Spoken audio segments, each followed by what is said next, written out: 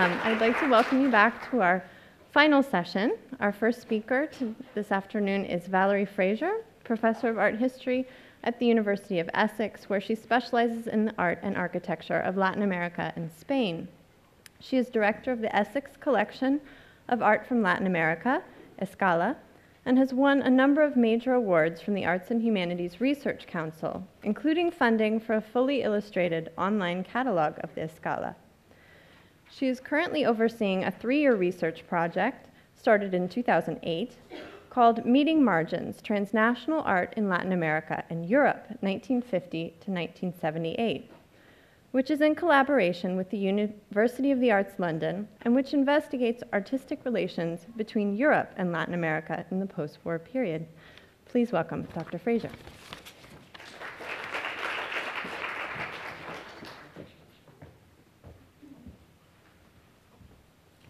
Good afternoon, everyone, and thank you very much indeed, everyone involved in this, particularly Amelia, who's done such an amazing job.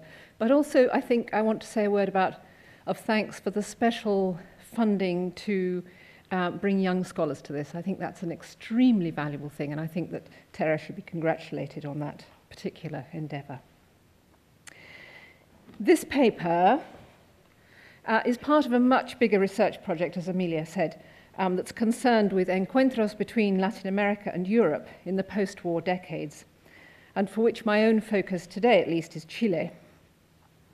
I've been investigating the historical context which generated an explosion of creative activity in Chile in the late 60s and early 70s. This investigation has many strands, but today I'm focusing on printmaking, and one strand within that, the history of printmaking in Chile, the experience of the Chilean artist Nemesio Antunes in the New York print studio of the British printmaker Stanley William Hayter. He's come up once or twice already in this symposium. Just a word about my presentation in relation to my abstract. I shall not, after all, do more than mention Paris. And because the impact of the New York encounters on Chile, particularly via Antunes, was longer and stronger than I had originally thought, my historical trajectory is extending up to 1970. Stanley William Hayter, although British, spent most of his working life in Paris. But after the outbreak of war, he moved to New York in 1940, setting up his print studio, which in Paris had been the Atelier 17 and became the Atelier 17, I think, in New York. First of all, in the New School for Social Research, and then it went independent. See if I can, yes, that's him and his wife. I think in the Greenwich Village version, when it went independent in 1945 and moved to Greenwich Village. In 1950, he returned to Paris, re-establishing the atelier there, but he maintained the New York branch for another 5 years. It closed down in 1955.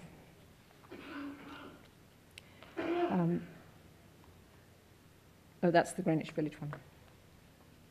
New York in the 1940s was a hothouse of artists and intellectuals, and Hayter's print studio very quickly became an important meeting place, a nexus of encuentros, a contact zone is another phrase we've heard in the last couple of days.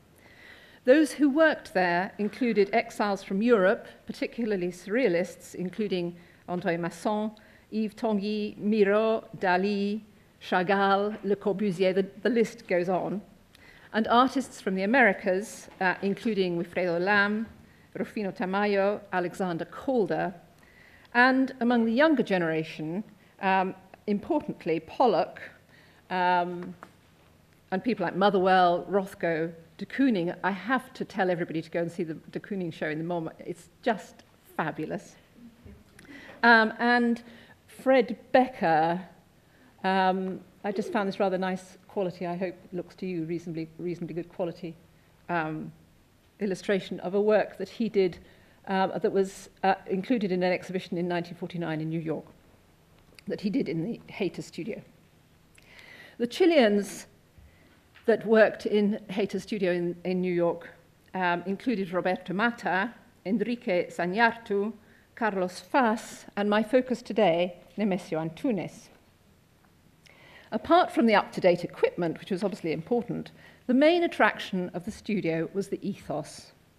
In 1949, Carl Siegrosser of the Philadelphia Museum of Art gives a clear sense of why people enjoyed working there so much.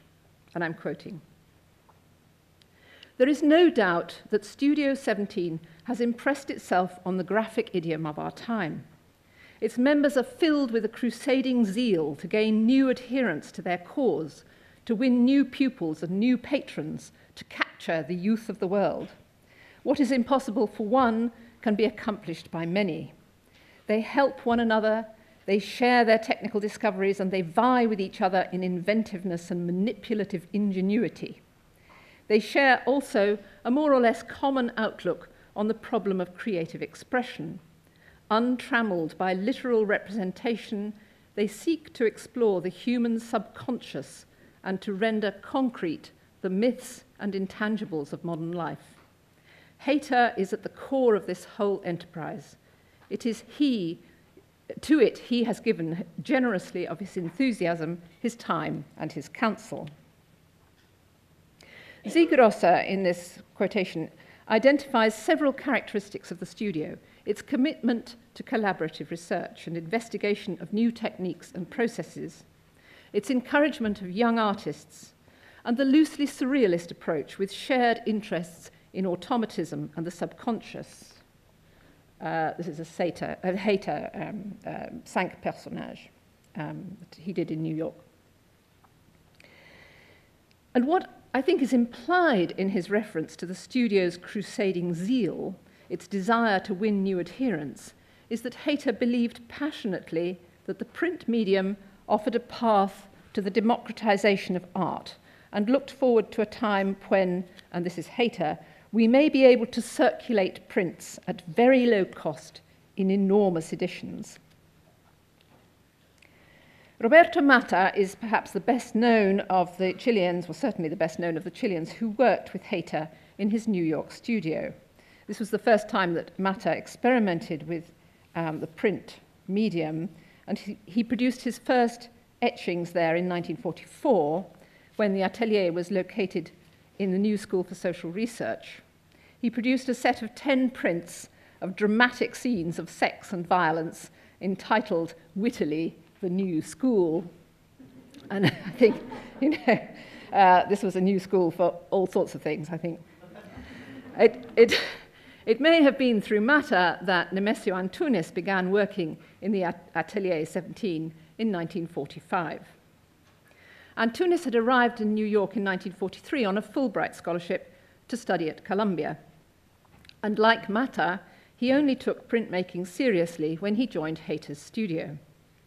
He describes Hayter as having un acento muy British, and he found, like me rather, and he found the studio atmosphere very exciting, with the team of artists, and I'm quoting, poring over their plates, all helping each other, passing each other information, correcting each other. Antunes experimented with a variety of different styles, some of which have echoes of Matta's New School prints, some of which explore a more Hayterish, if you like, expressive, loosely biomorphic sort of formal qualities. This was also exhibited in this exhibition that the Becker was exhibited in 1949 in New York. And then other prints which seemed to be more a reaction to the city where he found himself. This is from 1948, The City Dwellers. Hayter himself evidently impressed and was impressed by both Antunes and his younger brother Enrique Zañartu. Both brothers returned to France with Hayter in 1950.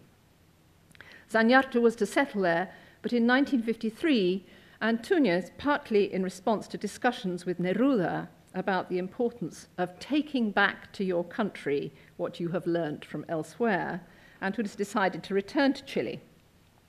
And in 1955, he set up a print studio in Santiago, modeled on the Atelier 17 which was called the Taller 99, which still survives. And the numbers, by the way, refer to the number in the street where the workshop was located. The Taller 99 was popular and quickly attracted some very interesting artists, including Roser Bru, Delia del Carril, Jaime Cruz, Santos Chavez, and Juan Downey, who we've heard about earlier today. We've got a Delia del Carril in Escala. The Taller 99, Antunes later described the studio in terms that indicate close adherence to Hayter's collective ethos, with everyone working together without rivalry, a place where everyone collaborated democratically. This 1951 etching of Antunes has now become the emblem of the Taller 99. And obviously it's about collaborating democratically. One of the studio's democratizing initiatives was to drag the very heavy press that Antunes had brought back from France out into the Parque Forestal in the center of Santiago, and to begin printing in public, selling works hot off the press, grabados fresquitos, recién salidos del horno, as he puts it. But the Taller 99 couldn't really match the Atelier 17 or the Atelier 17 in terms either of international membership, nor of the diversity and creativity of production. Nor was Antunes himself, I think, a dedicated researcher of printmaking in the way that Hayter was. He had other interests, and he was developing a parallel, more public career as a museum director and diplomat, positions which enabled him to promote art by other means. He recognized Chile's relative isolation, and he made good use of his contacts, his many contacts in New York, Paris, and elsewhere to bring in new ideas. In 1961, he was appointed director of the Museum of Contemporary Art at the University of Chile, where, among many other activities, he played a central role in a series of remarkable print biennales held in Santiago between 1963 and 1970, the Bienal Americana de Grabado. I find the decision to launch, and we've had several of these there's several strands coming out of this that I hope other people are picking up on as well. That's this idea of an Americanism, of a Pan-Americanism. And I think that to return to New York very briefly here, one of the effects, of course, of living abroad is to sharpen awareness of the home country and of the home culture. And for Latin Americans moving to the US in the 1940s and 50s, it also sharpened their awareness of what it was to be American in the continental sense. One young Chilean artist who spent time in Hayter's studio in the early 1950s, Carlos Faz, he died very young, and it's difficult to find out much about him, but his letters have been published, and they make very good reading. Carlos Faz wrote to a friend saying his work was now taking a new direction, that his painting would be Americana, de America, he puts in uppercase, by which he means in the Pan-American sense of Martí and Siqueiros, and in opposition both to US imperialism and to those he calls los afrancesados intelectualoides, the Frenchified intellectualoids. Antunes himself was, I have a Hayter, actually. I sort of put this in because I think Hayter himself was not unaware of the way in which the Amazon, certain things become iconic for the Americas, and the Amazon, both the place and the idea of the Amazonian woman, I think it's not accidental, really, I think, here. Antunes himself was not strongly politicized, not like his communist friends Neruda and Mata, but in creating an American print biennale, he was deliberately pursuing an idea of continental understanding through art. Hayter, always so passionate about the educational and social benefits of art and printmaking in particular, would certainly have approved. I'm sorry, this is the best quality image I could get of the cover of the catalogue. The first American print biennale was held in the Museo de Arte Contemporáneo in Santiago in 1963. In the catalogue, Antunes welcomes it as un encuentro que americanamente contribuirá al abrazo de Costa Rica con Uruguay y Cuba, Brasil con Canadá y Paraguay, Argentina y los Estados Unidos con Brasil, and so on, but with an embrace, an Americanist embrace between Costa Rica and Uruguay and Cuba and Brazil and everywhere else. A total of 15 countries showing the work of 187 artists. Chile was represented by 37 artists, including, not surprisingly, several who had worked in the Taller 99. But to my mind, one of the most striking features of the first Biennale was the inclusion under the Canadian entry of a group of works by grabadores esquimales, Eskimo engravers, which presumably encouraged the Chilean judges to award a special prize to Canada for the best set of works, the mejor conjunto de un país. This fits very nicely with the ideas of Hayter and of his friend, the poet, art critic, and anarchist Herbert Reed, and of Antunes himself, about the irrelevance of the traditional boundaries between art and craft, between artist and artisan. The inclusion of the Eskimo engravers also accords well with the views of Hayter, Reed, and the Surrealists more generally about the power of non-Western art. Their presence in this first Biennale also adds a further and important dimension to the notion of America, of course. The three subsequent biennales, 65, 68, and 70, followed similar lines. And although I find it disappointing that the indigenous artists were not included again, either for Canada or for any other country, the material included was very varied. This was indeed a Pan-American project, with most countries in the region selecting and submitting work. The biennales provided a unique opportunity for Chilean printmakers to see what was going on elsewhere on the continent and stimulated interest in engraving and etching, all the forms, in fact, both among artists and among the wider public. Antunes remained centrally involved. He evidently made very good use of his contacts in the US, where he had returned as cultural attaché in 1964. In 1968, for example, the Biennale jury included Una Johnson of the Brooklyn Museum, and in 1970, it included Elaine Johnson of MoMA. The catalogue of this, the fourth, and as it turns out, last Biennale, had a cover design by Joseph Albers and a lyrical prologue by Neruda, celebrating in very Hayterish style the ancient origins of the engraved line in the caves of Altamira, as representing the line between la bestia y la inteligencia, the line between the beast and between man and beast, really. By this time, Antunes was director of the National Museum, where this biennale was shown, and where it coincided with several other shows of prints, including one by Albers himself, and two by Mexicans, one by Posada, and one by Tamayo. Antunes, this is sort of my point, was really working very hard to put the Pan-American agenda on the map. As, of course, by this time, 1970, was Salvador Allende. I don't want to overstress the links with Hayter here. I don't think we're talking about a single narrative, a sort of line of influence from one person to another.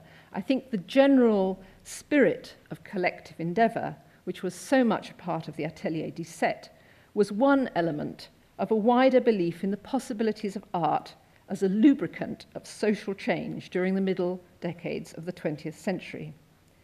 Maria Gastambide yesterday talked about similar activities in Puerto Rico. Antunes' interest in prints certainly originated from working with Hayter, and Antunes certainly played a central role in promoting printmaking in Chile.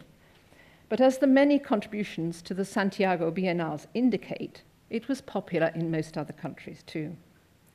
During the 60s and 70s, printmaking seemed to be part of a bigger social movement, which many believed would eventually include the collapse of the boundaries between art and life. This was a time when there were also major international print biennales in other apparently non-central places, in San Juan, Puerto Rico, in Tokyo, in Ljubljana, and in Bradford, in the north of England. In other words, not in New York, not in Paris, not in London. This was a truly transnational movement.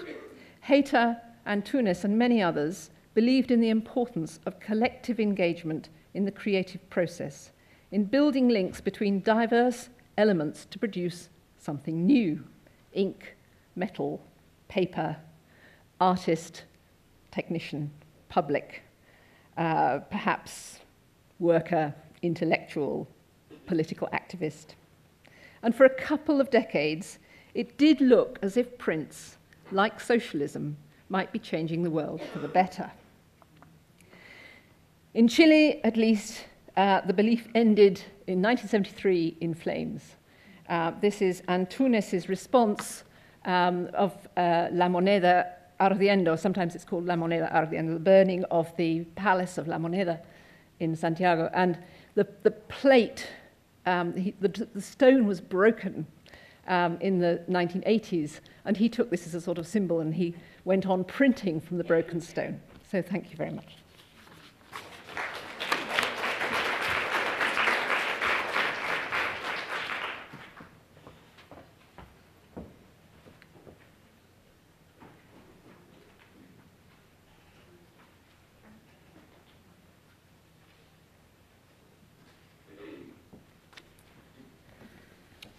Franco is a Ph.D. candidate in art history at the Institute of Fine Arts at New York University.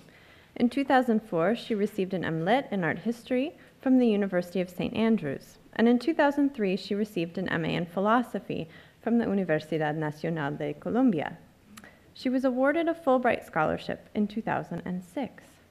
Ana co-authored the book Eduardo Ramírez Villamizar, Abstraction en Geometría, in 2010, which studies Ramirez's work in the context of the art worlds of Paris and New York in the 1950s and 1960s.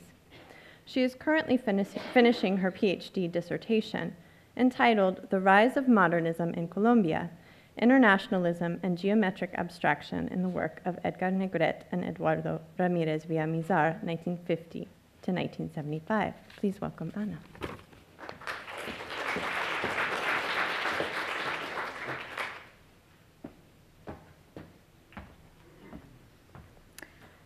I would also like to thank the organizers of the symposium and Amelia, the Terra Foundation for its support, and the Smithsonian American Art Museum. Since their initial encounter in Bogotá in 1946, and throughout the 50s and 60s, Colombian artists Edgar Negret and Eduardo Ramírez have occupied a special place in the history of Colombian art as the group of two that pioneered the development of non-objective abstract geometric art in the country. Yet, it was not in Colombia, but in New York, where they produced the work that would transform the local artistic landscape. Today, I will focus on the development of geometric abstraction in Colombian art and the role played by New York artists and institutions in its development.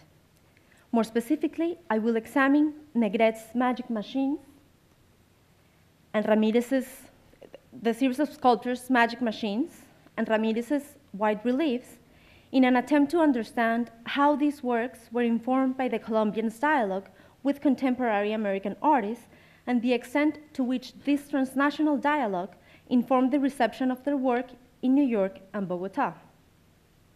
At the same time, by studying Negret and Ramírez's work, I aim to offer insight into an often overlooked period in the history of post-war American art. Artistic developments in the US between 1955 and 1965 have tended to be obscured by the heroic achievements of abstract expressionism and by the power and clarity of minimalism and pop. Yet, to understand the currents that took place after the demise of abstract expressionism, it is crucial to give voice to the multiplicity of positions and range of experimentation that occurred in the late 1950s and early 1960s. If during the late 1950s, abstract expressionism had attained broad international recognition as the most avant-garde style in American art, it had already become an almost academic style at home.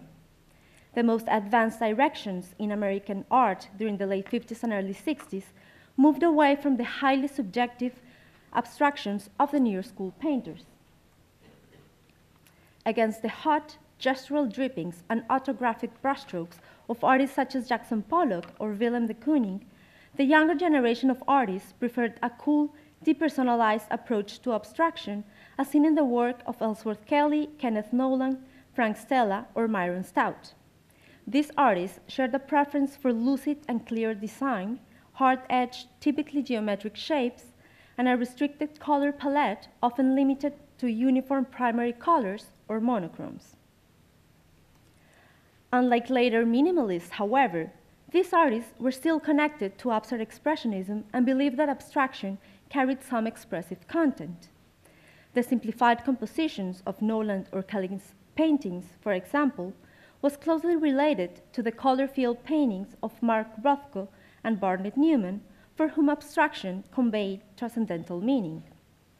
Indeed, as Pepe Carmel has observed, it would be an oversimplification to treat the transition that occurs in the year of 1955-1965 as merely an audible scenario.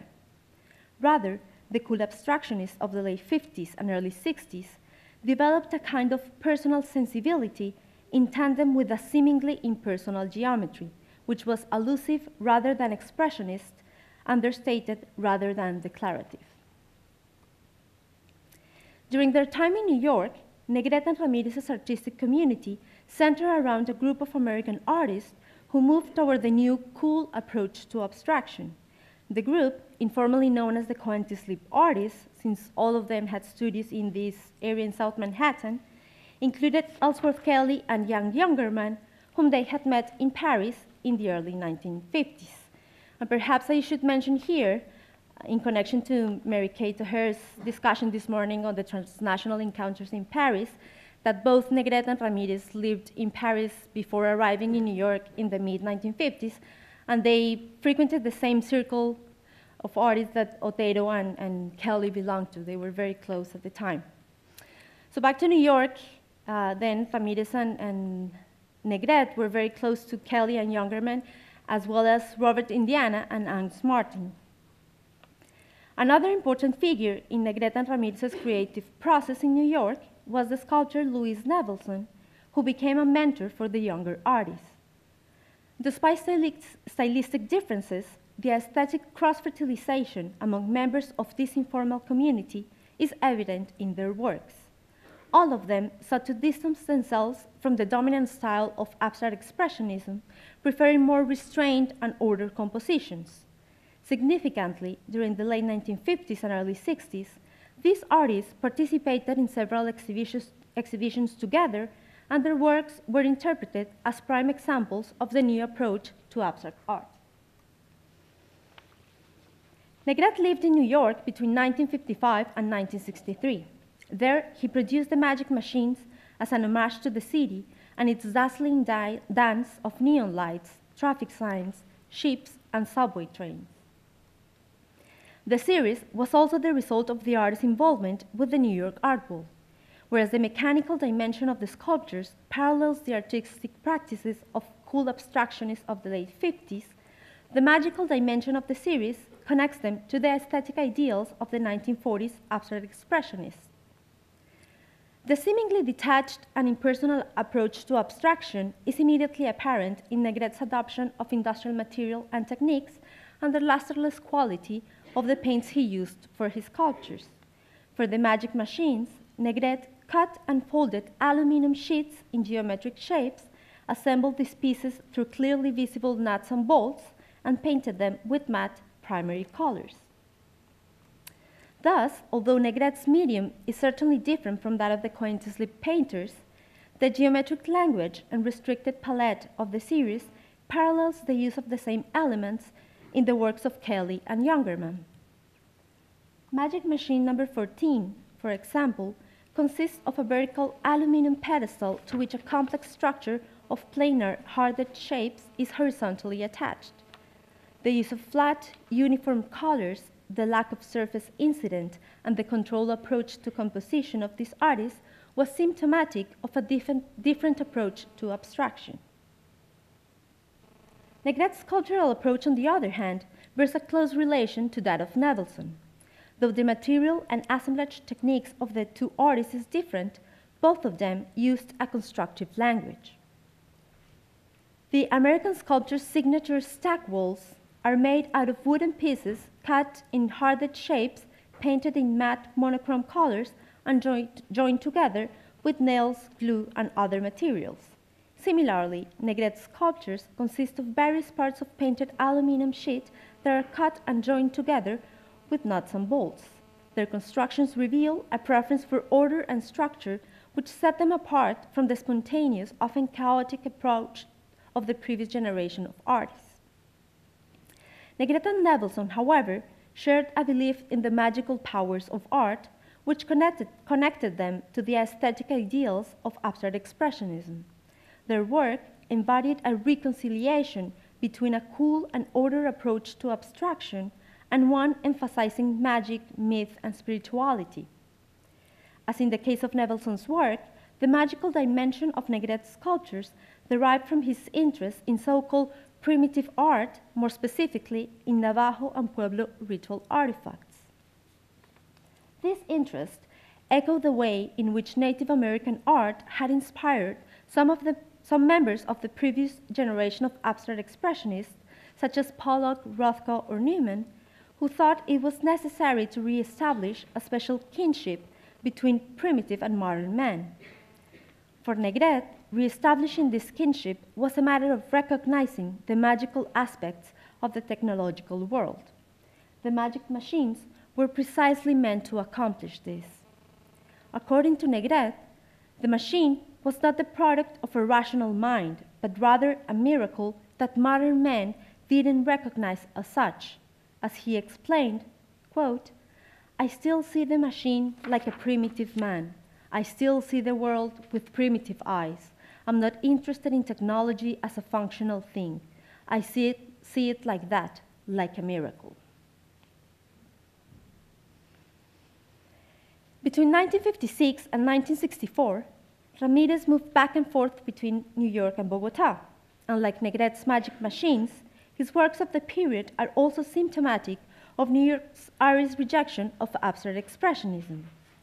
His use of monochrome, white-on-white compositions, and hard-edged forms in the series of white reliefs produced between 1959 and 1964 parallel the artistic practice of Nevelson and the Coente slip artists. At the same time, the restrained sensibility of Ramirez's reliefs is not completely devoid of content. In fact, it is charged with a sense of spirituality derived from notions of silence and musicality. Ramirez's white reliefs stand in close relation to Nevelson's Dawn's Wedding Feast of 1959, her first entirely white environment. For both artists, the monochrome approach was a means to nullify the expressionist and subjective content associated with color and with wood. It was, as philosopher and art critic Arthur Dante puts it, a way to neutralize the question of color and the question of the material in the service of form. Their move was thus similar to that of the Coente slip artists, whose use of a restricted palette and hard-edged shapes was meant to suppress the subjective content of gestural art. Unlike Nevelson's sculptures, however, Ramirez's reliefs employ a reduced geometric vocabulary more akin to that of Kelly or Martin. Broken Circle, for instance, consists of a large wooden board incised with two circumscribed circles that are interrupted by a diagonal and two tabs attached to the bottom of each circle. The reduced formal language of Ramirez's white reliefs certainly embodies a seemingly cold and impersonal approach to abstraction. For him, however, this impersonality didn't preclude all content. Beyond the muted whiteness and clear shapes, there had to be silence and musicality, poetry and mystery. In this respect, Ramirez's white reliefs are similar to Ernst Martin's mystical paintings of the early 60s. Both artists shared the belief that art had to convey something beyond its purely formal or material means, and they linked this idea to notions of silence and spirituality. But whereas Martin was inspired by Zen Buddhism, Ramirez found his sources in pre-Colombian art and its supposed sense of spirituality. As he explained, and I quote, "If you look at my reliefs, you'll see that they are basically a very clear, quiet surface, like an envelope in silence. Well, music and sounds burst in the center of them. I learned that in the pre-Columbian collection of the Gold Museum in Bogotá." End of quote. The importance of silence and musicality in the work of Ramirez and Martin can be linked to John Cage's idea of the silent mind. According to Cage, his famous concert 4 minutes 33 seconds was inspired by Robert Rauschenberg's white paintings of 1951, which, although vacated of all expressive marks, were nevertheless animated by the changes of light and shadow that played across their surfaces. Likewise, the whiteness and reduced geometric language of Ramirez's white reliefs reveal, in his own words, a rich play of contrasting lights and shadows, silence and musicality that activate the poetic mystery so important for him.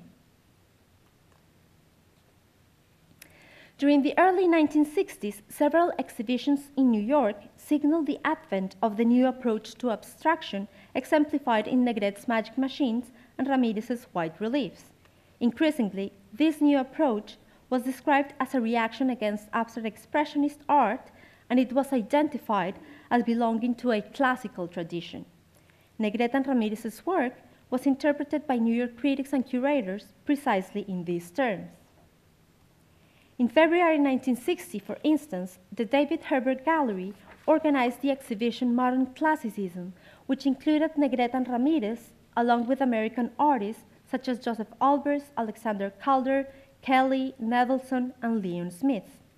The premise of the exhibition was the opposition between a romantic and a classical approach to abstraction, the former represented by the then dominant style of abstract expressionism, and the latter exemplified by the work included in the show.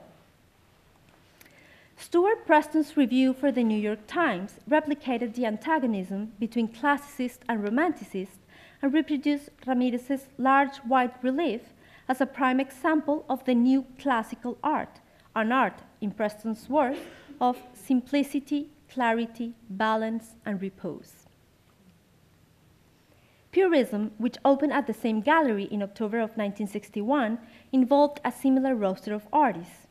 This time, however, the curators opted for a less confining or doctrinaire characterization by using the term purism.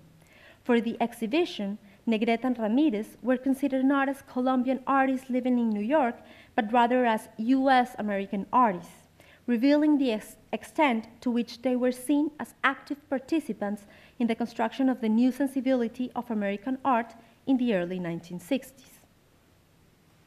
Ramirez's inclusion in the classical spirit in 20th century art at the Sidney Janis Gallery in 1964 further demonstrates that the Colombians were key proponents of the new classical trends in abstraction. Moreover, in her review of the exhibitions that featured the latest classical movement, art critic Thor Ashton included Negret and Ramirez's 1964 show at the Graham Gallery and reproduced one of Negret's sculptures as an example of this trend. The term classicism, however, rapidly lost validity within New York art circles with the arrival of minimalism by 1964. Yet, the use of the term had significant implications for the history of Colombian art, and particularly for the reception of Negret and Ramirez's work in Bogotá.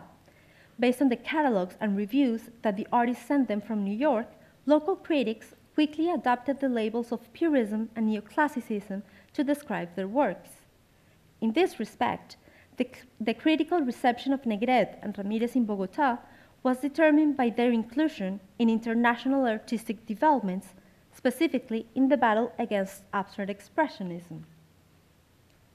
As early as 1964, for instance, art critic Marta Traba described Ramirez's white reliefs as part of the latest trend in American abstraction, neoclassicism, which she interpreted as, quote, a heroic trend. Fearlessly and in unequal conditions, it battles against the torrential invasion of abstract expressionism, end of quote. Likewise, in her review of Negret's exhibition at Bogotá's Biblioteca Luis Ángel Arango in 1962, Traba described the magic machines as neoclassical. By 1964, the presence of a local contingent of the classical trends headed by Negret and Ramirez was already part of the artistic landscape of Colombia. Our critic Walter Engel, for instance, wrote an article in January 1964 detailing the symptoms of the revival of geometric abstraction in the country.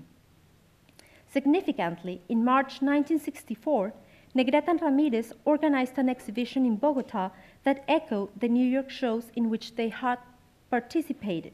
With it, they attempted to create a Colombian army of classicists standing against the excesses of romantic art, which at the time they identified with Fernando Botero's figurative painting. Earlier in 1964, Botero had won the first prize at the Salón Intercol de Artistas Jóvenes in Bogotá, and his paintings were exhibited at the recently opened Museum of Modern Art. On occasion of his prize, Botero gave a controversial statement to the press, claiming that abstract art was nothing more than mere decoration, easy decoration. Upset with Botero's statement and his deformed figures, Negret and Ramirez, together with Omar Rayo and graphic designer David Consuegra, organized the exhibition Neoclásicos at the Galería 25 in Bogotá in an attempt to counteract the effects of Botero's romanticizing painting.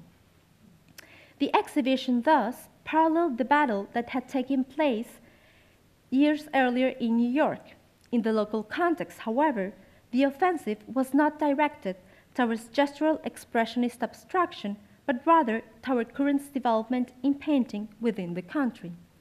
Ramirez and Negret, in effect, co-opted New York's recent art history and translated it to the local context as a means of countering the growing influence of Botero's figurative art. Ultimately, their enterprise failed in stemming the tide of Botero's figurative influence. Throughout the 1960s, a younger generation of artists preferred to follow the figurative model and produce various styles of painting attuned to developments in pop art. Negret and Ramirez's abstractions were nevertheless significant within the art world of Bogotá insofar as they offered an alternative model that promoted a sense of openness and internationalism in Colombian modern art.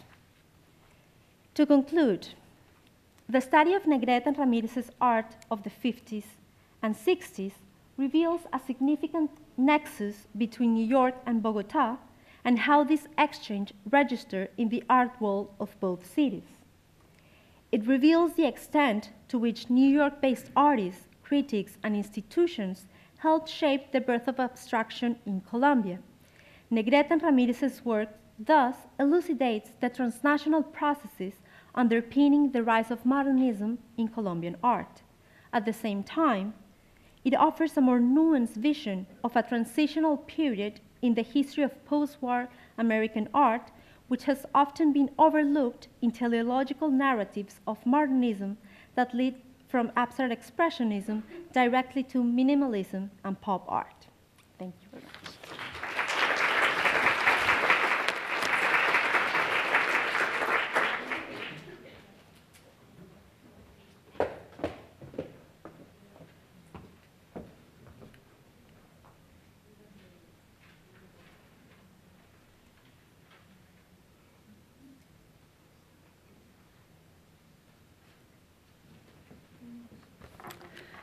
Our next speaker, Abigail McEwen, is Assistant Professor of Latin American Art in the Department of Art History and Archaeology at the University of Maryland, College Park. She is currently at work on a book-length study of Cuban abstraction during the 1950s and early 60s, which examines the ways in which Havana's avant-garde redefined art's relation to power at a moment of political upheaval and revolution. New projects include a study of the transatlantic experience of Emilia Peleáez, a member of Cuba's historical vanguardia generation, and archival research on the career of Agustín Fernández. May I welcome Dr. McEwen.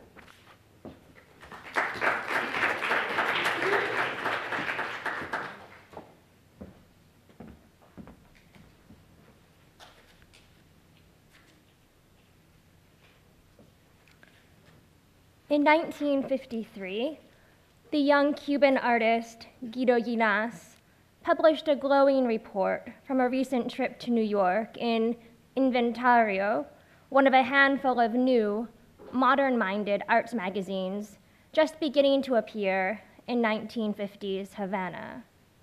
Titled Visit the World, Visit Greenwich Village, his essay reviews the familiar haunts of the New York School: the Champagne Gallery, the Pangloss Bookshop, the Rienzi Gallery, and comments on the bohemia of the downtown crowd with not a little admiration.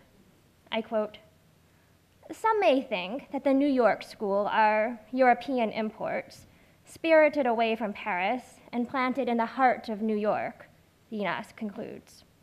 They may be right, or not. The interesting thing is that they live with absolute and total honesty in a milieu that is respectable, even with its exaggerations, fabrications, and tourists.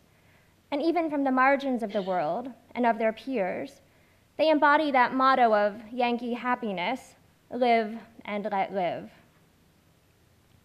New York, its eponymous brand of abstract expressionism, and its early countercultural ethos, would approach near mythical status for Llinas and the group of artists called Los Once, the 11, who emerged on the Havana scene the same year that this issue of Inventario appeared. The importance of New York as a visual and cultural touchstone for Los Once and the rest of Havana's youngest avant-garde throughout the 1950s, an extraordinary moment in Cuba's history, can hardly be understated. The exceptionalism of this decade holds particularly true for Cuba's visual culture, which reached unprecedented levels of innovation and recognition during this time. The architect Nicolás Quintana, a pioneer of the vernacular interpretation of the international style known as modern regionalism, remembers the outlook at the beginning of the decade as that of an auspicious horizon of vanguards, which is to say, of a critical mass of artists and intellectuals committed to the values of modernism, both in art and in life. Latterly and inevitably defined by the contentious cultural politics of the decade, this young vanguard embraced modernism as the ideological grounds of social and political, as well as artistic transformation. The climate of political volatility, fueled by the dictatorial coup of General Fulgencio Batista in 1952, empowered this generation, who found in the radical ethos of the moment a catalyst for wholesale aesthetic revolution. Havana's cultural renaissance drew heavily on the modernist values of abstract form and expressive freedom, advanced by this rising vanguardia as they sought a contemporary and cosmopolitan face to Cuban culture.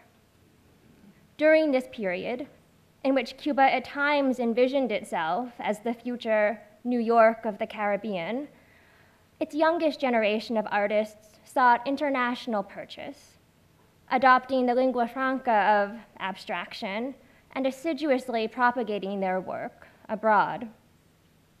The editors of another modern arts magazine, Noticias de Arte, Art News, favored New York and the United States in general with steady coverage of events, publishing briefs on the Museum of Modern Art's 24th birthday, for instance, in a feature on an exhibition of 7 Cuban artists at Washington's Pan American Union.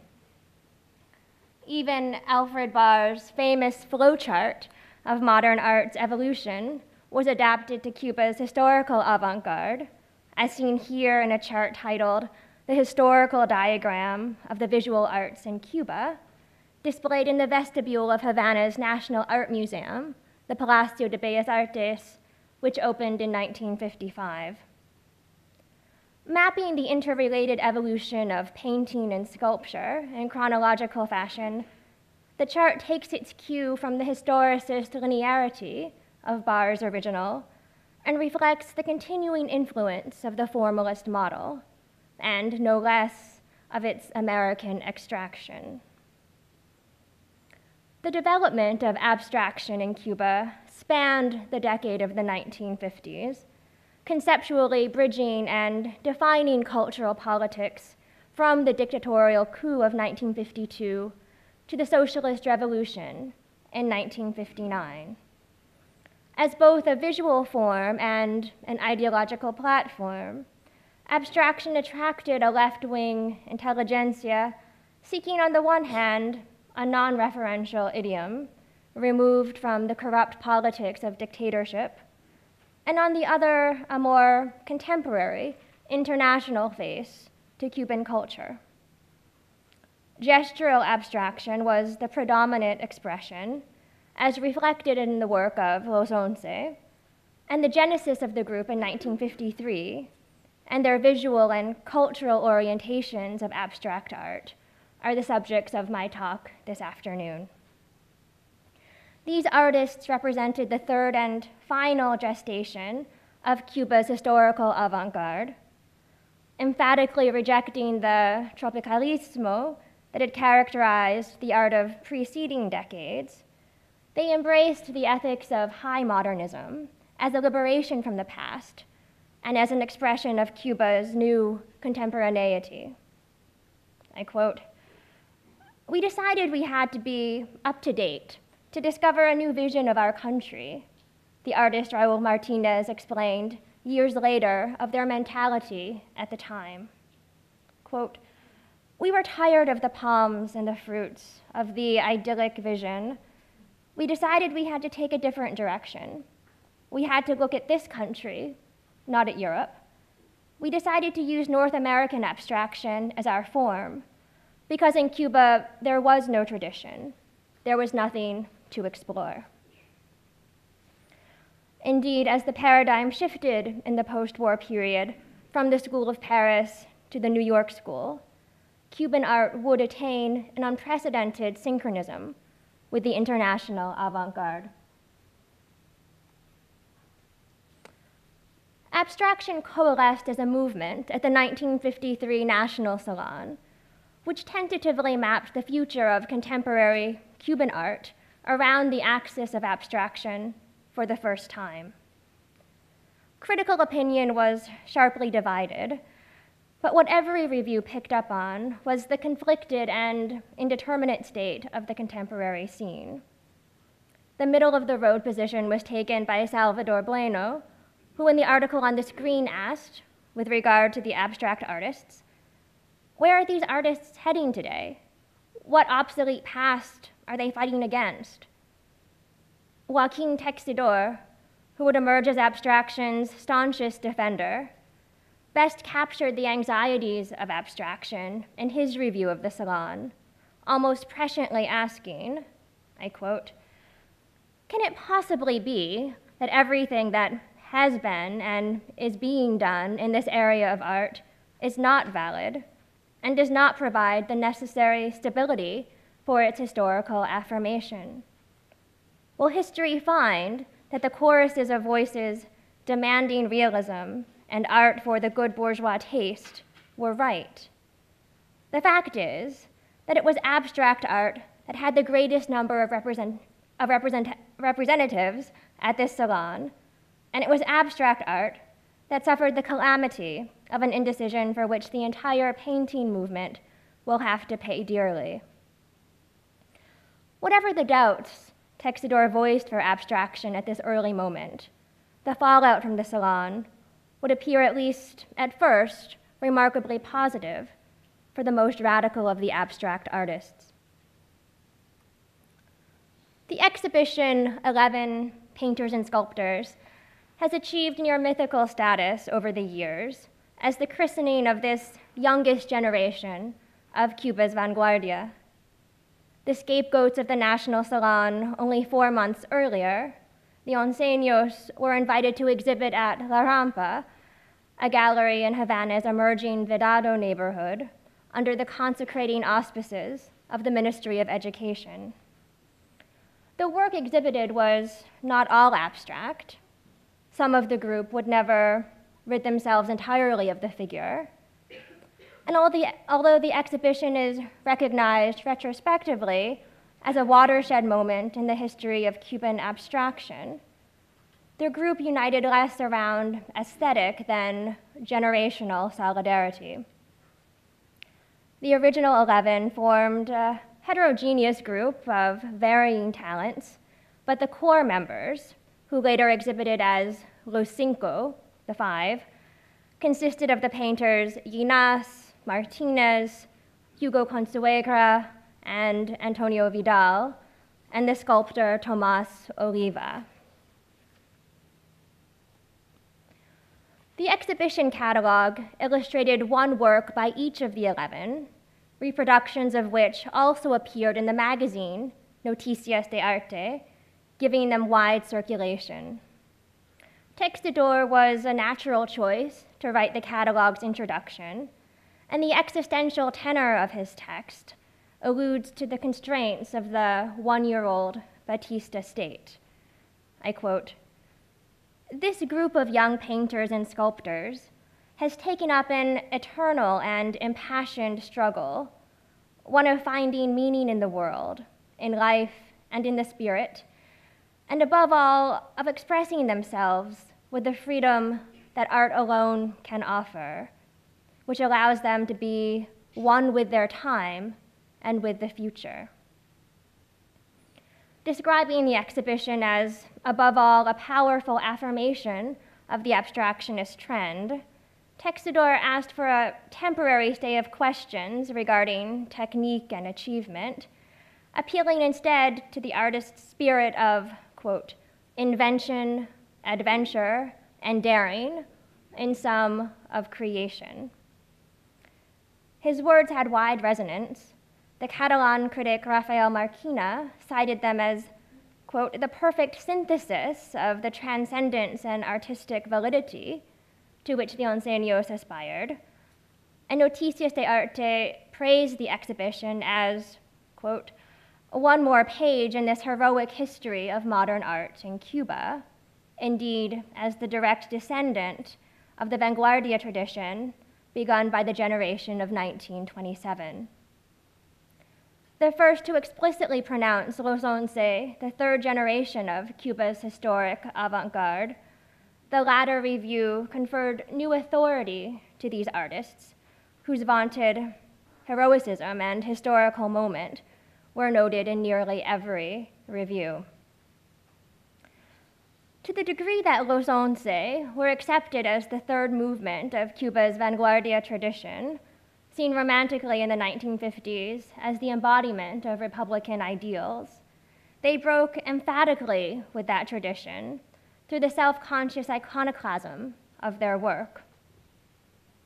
Raul Martinez later explained, quote, within the context of the backward painting that existed in Cuba at the time, to do abstract painting was a revolution in itself. It was decided that Cuban painting would have to be destroyed, in a manner of speaking, because it had always been backward. Martinez and Guido Llinás, the consensus leader of the group, held the keenest Americanista line among the Onceños, a position affirmed by their artwork, which came closest to American action painting, and by their consistently expressed interests and affinities. As with Llinás, who so admiringly portrayed New York's Greenwich Village scene, Martinez became acquainted with the New York school firsthand, in his case through study over the academic year 1952 to 1953 at the Art Institute of Chicago. While Llinás and Martinez had become converted by the new American painting during their travels abroad, for those artists who remained in Cuba, the American imprint reached them frequently and significantly through the print medium in both domestic magazines such as Noticias de Arte and Inventario, and also in American publications such as Art News and Architectural Digest, commonly cited by the Onceños for their wide local distribution. Thus, even for artists like Antonio Vidal, who would never travel further than Guantanamo, the hegemony of the new American school and its brand of abstraction would not have been in doubt. The appeal of American painting hinged at least as much on its novelty as on pure aesthetics. Historically latecomers to vanguard movements in the history of art, Martinez acknowledged, Cuban artists had long made the mistake repeated by Victor Manuel in 1927 when he returned from Paris with Tropical Gypsy, a painting whose marked traces of Gauguin seemed undesirably retardataire at a moment better defined, Martinez noted, by, quote, the Fauves, German Expressionism, Picasso, Juan Gris, Braque. Los Once would not make the same mistake, its leaders pledged, and in looking to American action painting, for example, to the work of Jackson Pollock, Franz Klein, Willem de Kooning, and Mark Tobey, they looked to appropriate the sweeping American zeitgeist of the post-war period. In Pintura, for example, the clarity of the shapes creates an elastic push-pull sensation that suggests a knowledge of Hans Hofmann's teachings, as does the refined compositional balance and spatial geometries. A liberal use of pigment clearly defines the angular forms, giving the illusion of movement into and across the picture surface. Llinás's later work showed a more pronounced gesturalism, an expressionist feeling that calls to mind the similar emotive handling of paint seen in Franz Klein's late work, characterized in Oliver by a strident palette and frenetic energy. Raul Martinez's work also nodded to Klein and his dramatic gestural brushstrokes, combining thick and diluted pigments, as in Untitled, and allowing the paint to drip and dry in tiny splatters and inflections on the canvas. Other examples of his work from this time suggest affinities with Mark Tobey's dynamic matrices of brushed and calligraphic line and his all-over compositions.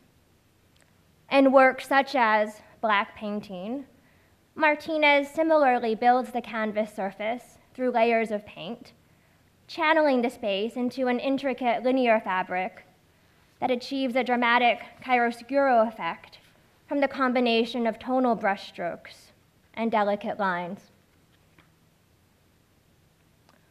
In the words of the artist Hugo Consuegra, Los Once's, quote, primary and strongest motivation was to seek a new expression that would provide them an outlet for channeling anxiety through a different array of forms from those used by their immediate predecessors.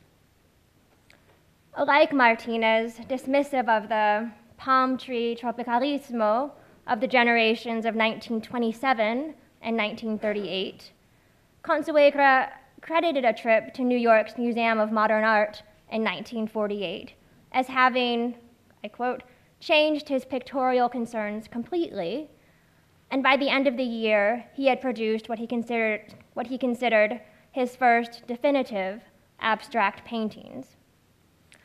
A linear architectonic sensibility characterizes his early abstractions, such as this Untitled. Here, in a subtle palette of taupe and ochre, Consuegra probes the integral space of the image. Dark, non-directional lines and watery drippings of paint suggest the flatness of the surface, a quality simultaneously undermined by the recessive layering of similar tonalities and floating, semi-transparent rectangles of color. On a strictly visual level, his early work bears some affinities with Adolf Gottlieb's pictographs, but Consuegra, like most of Los Once, dabbled little, if at all, in the Jungian idea of a collective unconscious and its archetypal imagery that so intrigued many of the New York school. Consuegra's mature abstractions suggest a growing sensitivity to color, seen here in the floating organic shapes and rich tonalities of mundo interior, and his structuring of vertical and horizontal forms recalls, in a distant way, the earliest color fields of Mark Rothko. Led by Llinás, Martinez, and Consuegra, Los Once were the prime movers behind cultural activity in Cuba between 1953 and 1955, holding 7 exhibitions and actively promoting a brand of modernist aesthetics closely aligned with New York school aesthetics. By the end of 1955, however, the group's political activism came to supersede its more purely visual interests, and the group elected to dissolve itself before political pressure points took a toll on its ranks. The divisive issue, which is unfortunately beyond the scope of my talk this afternoon, was the exportation of the second Hispano-American biennial in 1954 from Francoist Spain to Cuba on the centenary of the birth of José Martí. Los Once organized a traveling protest exhibition that unequivocally politicized abstract art, now set explicitly in opposition to the Batista dictatorship.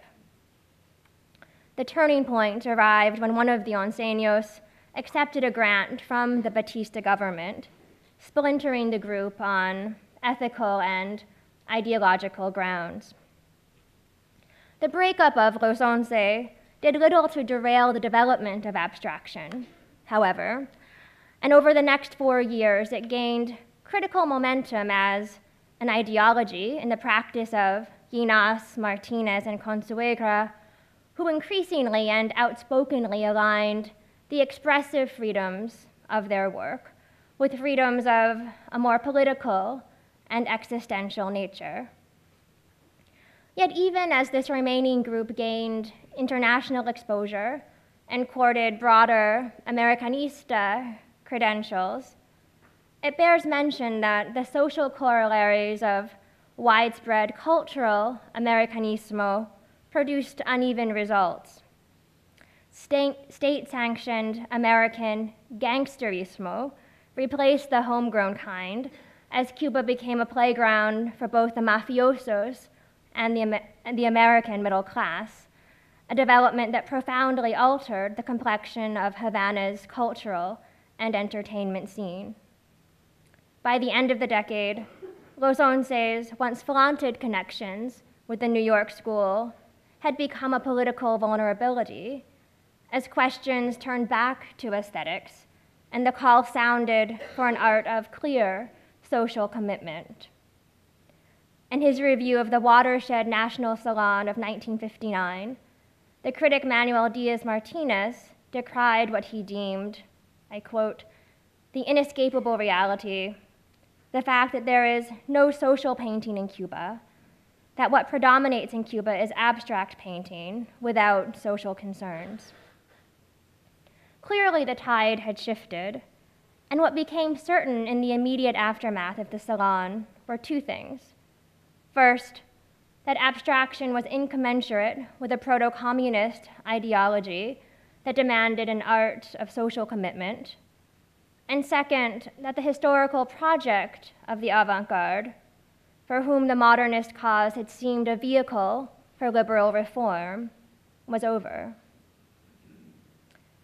Abstraction was not wholly, or even mostly, an aesthetic project in Cuba, and its polarizing politics, both before and after the revolution, may in the end have cast too heavy a shadow on this third vanguardia for its artists to continue on in good faith after 1959.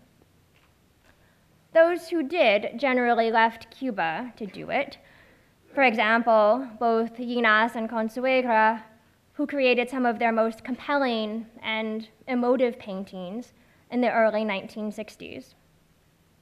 But for those who stayed, it must have seemed almost profoundly troubling to pursue abstraction, which had become in the tumultuous years of the Batista dictatorship the face of liberal and reform-minded politics. Raúl Martínez, for instance, remained in Havana, but very quickly embraced a proto-pop aesthetic, here collaged and embedded within his familiar gestural forms. This particular painting had Cuba inflamed in 1964.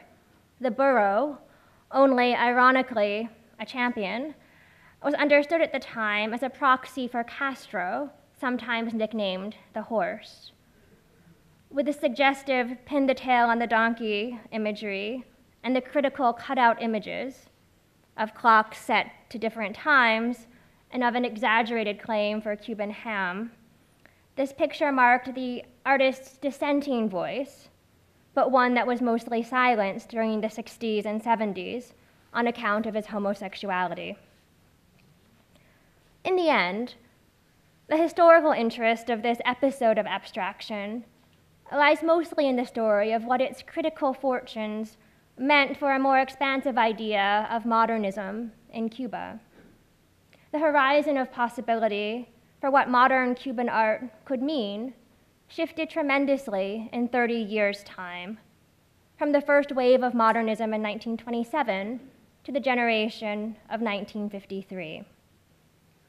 The exceptionalism of the 1950s, expressed in the cultural field by the rise of a cosmopolitan avant-garde, dovetailed with the emergence of abstraction and its rapid gestation in the work of Los Once. Supplemented by the addition of a few honorary members, the Onceños staged 3 final exhibitions between 1959 and 1963, culminating with the show fittingly titled Abstract Expressionism, held in Havana at the beginning of 1963. I quote, "We were aware that it marked the end," Consuegra later reminisced. Quote, "It had the finality of a fait accompli, case closed, which gave it a certain melancholy." The exhibition constituted an act of faith, he finally reflected, at a time when Cuba's artists and intellectuals were taking ideological sides that would divide them for generations to come. Though short-lived, the history of Los Once stands as a testament to the situational powers of art to mediate between the political reality of dictatorship and the aesthetic medium of abstraction. And the group's collective practice suggests both the richness of their encounter with the New York school and, no less, their conceptual and ideological redeployment of abstract expressionism's visual forms. Thank you.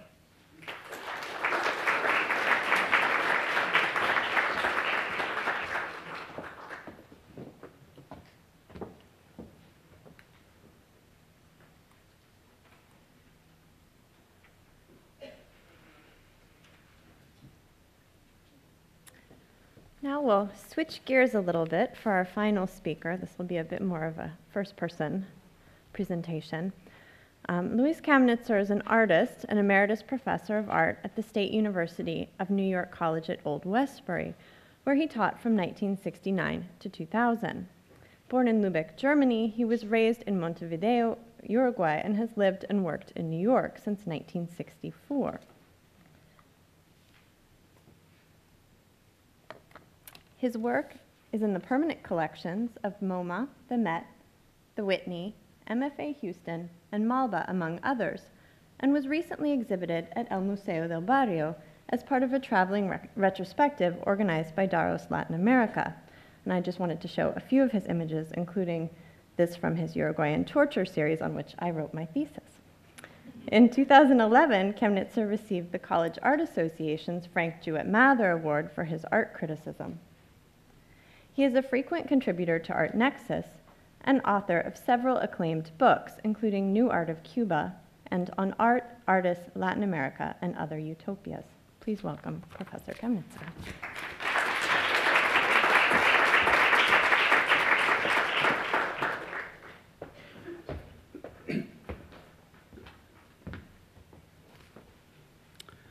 Thank you, Amelia. Thank you for the propaganda. Thank you for having an artist in the group. Thank you for putting me as a token artist in that place.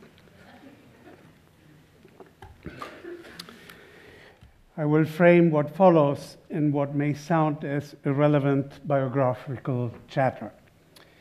Maybe just that, but I'm using this format because it will help me avoid some generalizations in a topic that is constructed by an accumulation of biographies. Some of these biographies remain as a pile of personal anecdotes. Some may be used as emblematic and metaphorical. Thus, they transcend the individual. I'm trying for the latter. So I will spare you my date of birth and childhood. In 1956, 19 years old, I received a grant from the German government to study in the Academy of Munich. I took it because it was available. In order to cash the stipend, I had to sign papers swearing that I wouldn't visit what then was communist East Germany. Since I hadn't any intentions of going there anyway, I didn't think twice about signing. In 1961, I received a Guggenheim grant. I was eager to see the US from within, but as a good leftist, I also had conflicting feelings about taking money from a foundation with an endowment based on Bolivian tin and Chilean copper mines. By then, I realized that with my previous signature, I had buckled under authority. Making up for that, I proceeded the accelerated use of my signature and signed whatever public document endorsed and praised the Cuban Revolution that would cross my path. I soon was called to the US Embassy in Montevideo, where personnel were curious to find out if I was sane. I feigned surprise and countered with my belief in US propaganda espousing freedom of expression. They backed off. The cultural attaché actually was quite a liberal, a Kennedy guy, and he probably took care of diffusing the situation. Later in New York, I found out from an officer of the Guggenheim Foundation that at the time, to save embarrassments, they indeed cleared candidates with the State Department before they gave out grants. I arrived in New York, where friends of my father picked me up from the airport. The first advice they gave while driving was, I quote, "If a car hits or touches you, stay on the ground, don't move, and don't speak. A lawyer will approach you shortly after and then take it from there." My grant was specifically for printmaking. In those times, Guggenheim grants for Latin American artists often were sort of second-class training grants. I exploited this when I applied for a second grant 20 years later, explaining that now I was a real artist. With the initial premises, I was encouraged to go to Pratt Graphic Arts Center, a specialized Manhattan satellite of Pratt Institute. It was a good choice. Apparently, the same advice was given to all Latin American Guggenheim Fellows in Art. Found myself in one room with Armando Morales, Enrique Castrocit, Marcelo Bonevardi, Alberto da Silva, Rodolfo Paso, Julio Girona, Nemesio Antunes, Rodolfo Abularach, and probably some more who I don't remember now. It felt like home. The reality of the city was a little different. I would enter a bodega, ask for things in Spanish, and receive my answers in English. I didn't look Hispanic enough, and profiling preceded listening.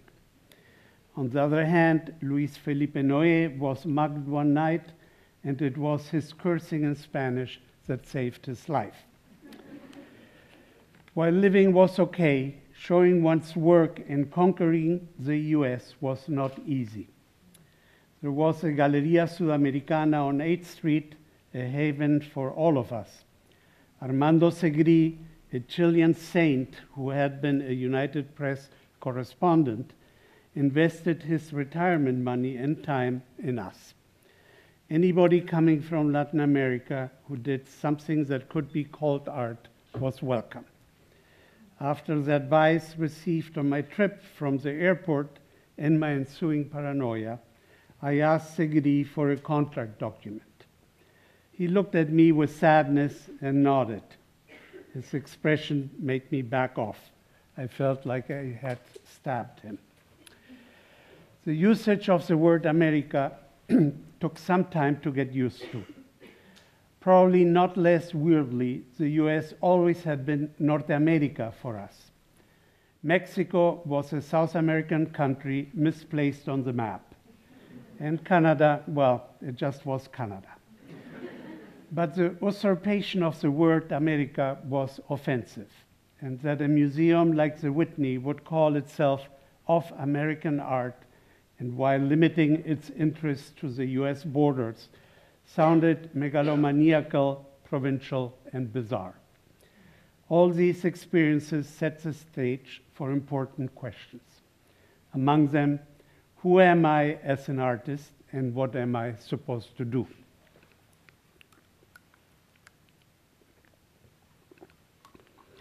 While in Uruguay, this issue had a clarity we took for granted. Its true blurriness remained unregistered. Art just was something we do. It won't bring in money, we knew that, so you also do something else. In my personal case, art was to be a condiment for my meaty architecture studies. That I would dump this prestigious academic career for the benefit of an unexplainable relish had not been predicted. My public comprised mostly family and friends. Maybe someday I would be acknowledged by the Fine Arts Museum in Montevideo, which at the time had an intimidating Greek entrance, not unlike this building. There was my personal version of the megalomaniacal, the provincial, and the bizarre. Once in the US, this perspective changed. I discovered the region of otherness. Partially, it was political otherness.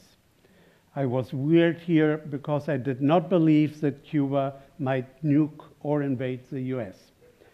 I was an oddity because I had a good education in spite of coming from the South.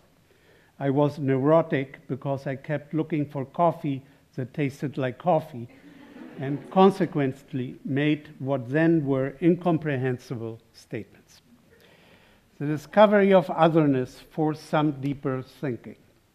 It demanded some revisions and some decisions that went beyond the first questions about who am I as an artist. Among them were, for whom am I making art? And is art one universal thing or local stuff? While in Uruguay, we had studied history of art as being one big soup passed through a blender. Torres Garcia and Barradas were in that soup because they had exerted some moderate influence. We didn't measure this influence, but it gave us national pride. Figari added a little spice because he had shown in Paris and Bonnard had liked his paintings. For architecture, we studied international movements and achievements in one course and national buildings in another one. The first one was very exciting, and the second one was a bore. But then the first teacher was charismatic, and the second whispered through his nose. We never found out the truth to hold on to. Now in New York, the issue ceased to be related to history. Eventually, history itself became an issue to think about. And I had to think where and how I was supposed to fit. There were several options here. First, I could declare myself a rabid individualist. That meant I do what I do and screw everybody else. Second, I could try to carve a niche into the international Olympus as defined in and by New York, meaning I would have to assimilate. Or third, I could be a Latin American artist living in New York and both suffer the consequences and enjoy the benefits. Although I didn't know it at the time, I believe my showing in the Galeria Sudamericana in 1962 already had cast the dice. I would be disingenuous if I said that the decision to remain Latin American was the product of pure political enlightenment. It is true, however, that I never thought of art as a form of romantic and private musings. I always believed in effecting change in my audience, or for that matter, in changing the world. That made my art a form of communication, and regardless of its content, also an act with political consequences. Therefore, I had to decide what public to address and why, and from what platform I would do it. The Latin American choice was the easiest. I knew I was not about to assimilate, and that I was what my education made of me.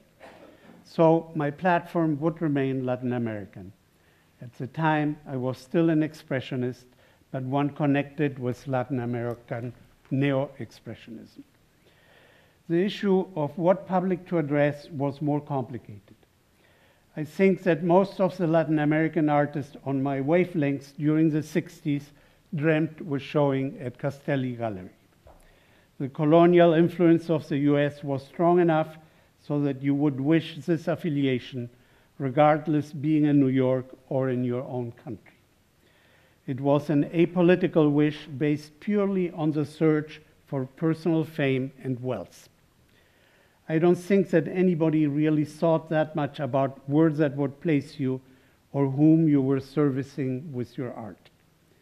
But it was clear that with this aim, you would have to measure up to certain expectations, in this case, Castelli's expectations. And his expectations might differ from your own, and beyond that, make unaffordable demands.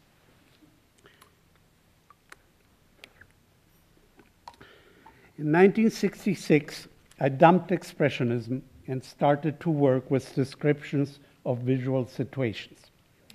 Friends decided that I now was an avant-garde artist and pushed me to show Castelli my work. I asked for an appointment, and he received me very nicely. He looked attentively at the 2-inch models I brought in my pocket.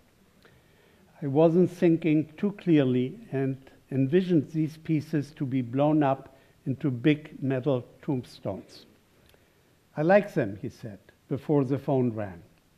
He signaled a chair to me and went into his office. I sat waiting endlessly.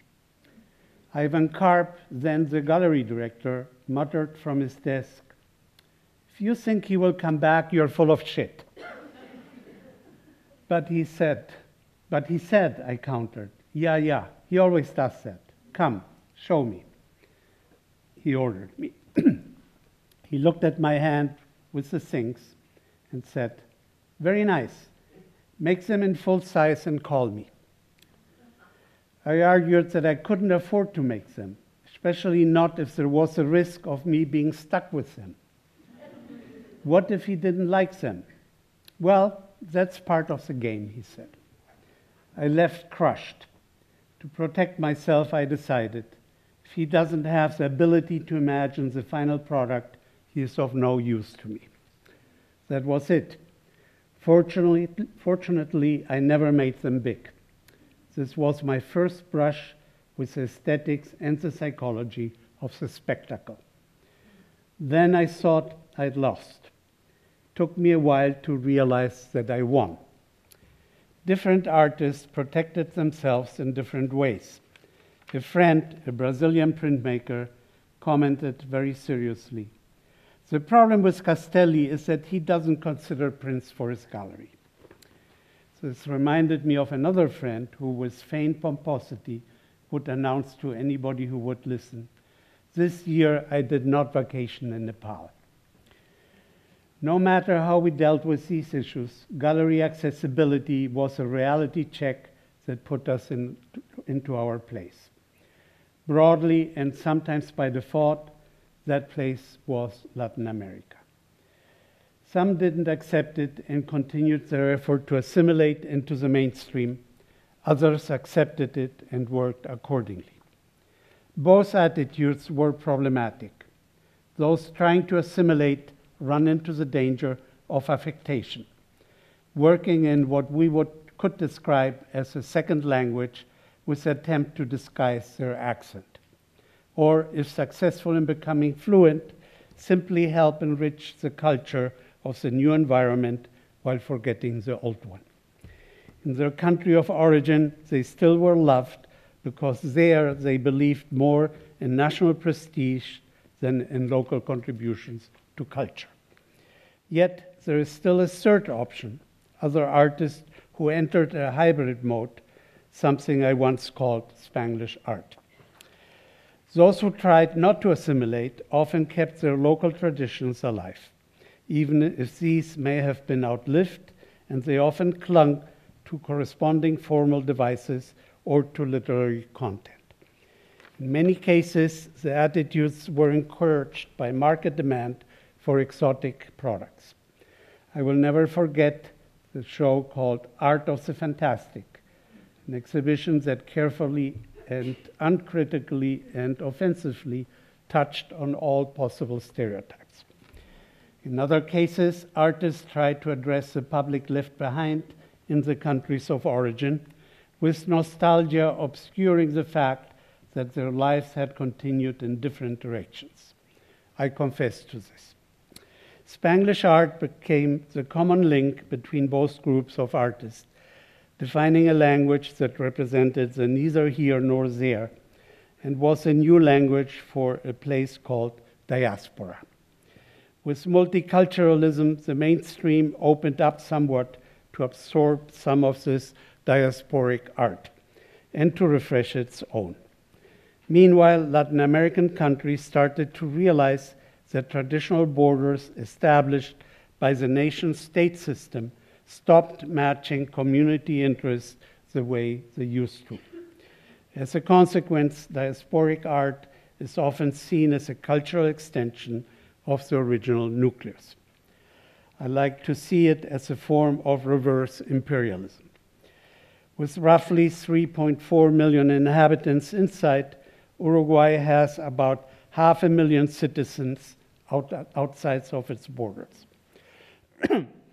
The country is geographically organized in 19 provinces or departments. The diaspora led to have serious discussions about a 20th province that would, in a virtual sense, house all the exiles and with it formally recognize a new non-territorial geography. So, personally, I can say that I consider myself a regionalist artist, probably a nostalgic one, but certainly not an international artist.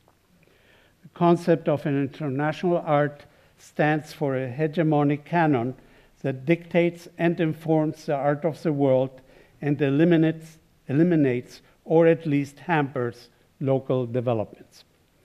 The implications of this are not necessarily visible in the shape of the objects.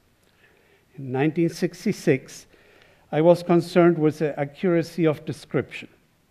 How could one describe in words a visual situation with such precision that anybody reading the text would visualize the same image?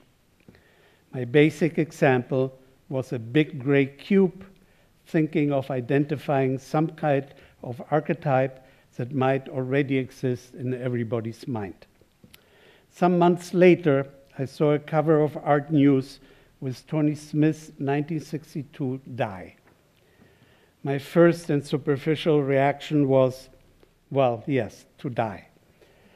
Not aware that Smith's piece was 4 years old, I faced creepiness and the threatening dangers of the power of my imagination. Second reaction was to see the differences. My example was not about making a cube, but about communicating without erosion of information and also achieving visualization in a collective sense. But his was about reduction and visualization. I could but didn't have to make a cube. Actually, not making the cube was the whole point. I never could afford to make a cube like that anyway.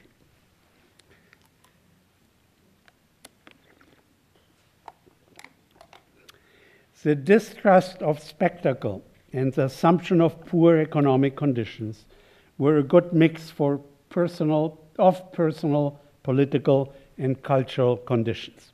It was difficult to sift through them to determine which was what. Yet, the mixture gave sufficient information to assert my cultural otherness. In an arguably demagogical way, I separated full belly art from empty belly art.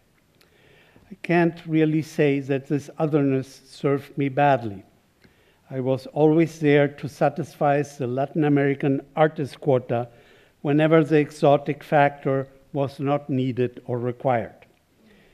And I guess writing helped a lot as well.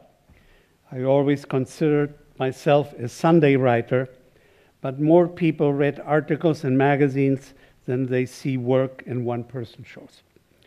During the 80s, I was introduced to Juan Hacha, the prestigious Peruvian-Mexican art critic. He said, "Oh yeah, I think I read something of yours." And I thought, but didn't say, "I am an artist, you ignorant bastard. Why don't you do your homework?" All in all, the market did open up somewhat during the last half century. Art now is being outsourced like everything else, and that is good for the periphery. But I cannot claim to be a beneficiary of that dynamic since I'm living in the source. My claim to peripherality by now is only mental, and I often ask, am I mainstream now? Anyway, I don't know what in this regard it means that I'm here talking to you. I think it is because I persevered long enough. As a bugger, I hope. Thank you.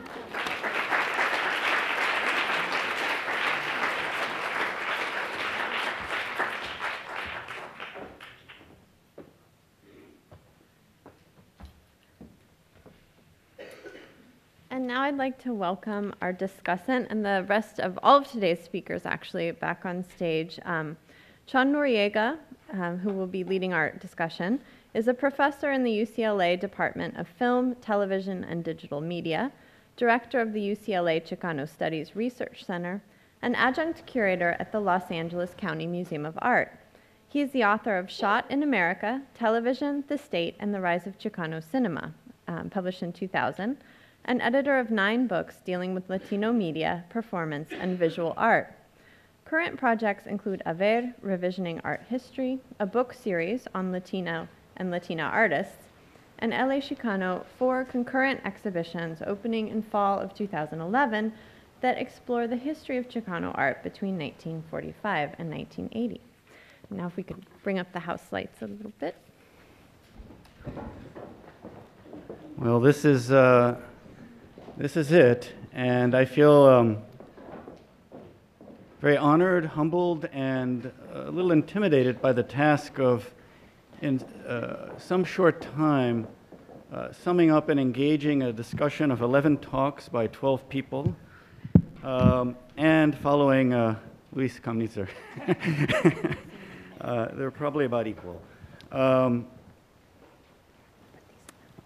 I'm going to offer some general comments and then throw out a question that no one will answer, and we'll open it up to the audience at that point for a discussion that will take us to the reception.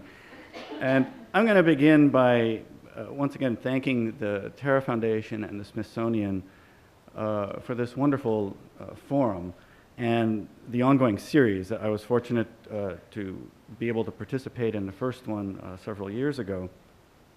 And in particular to thank Amelia and Carmen for their on-the-ground work, both in a logistical and intellectual sense. And as I've been listening to the papers today, I realized following yesterday that this is really an encuentro on Encuentros, and that we have curators, both independent and otherwise.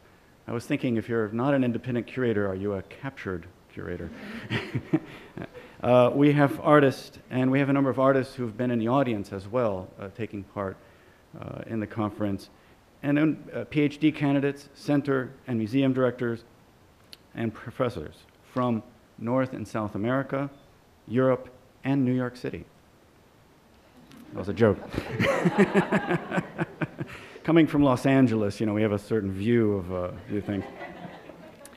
I have to say that part of what makes my task daunting also makes it very exciting is the fact of 11 outstanding examples of new intellectual work challenging the field. And I want to begin by just asking you to join me in thanking all of the speakers for today. So, just.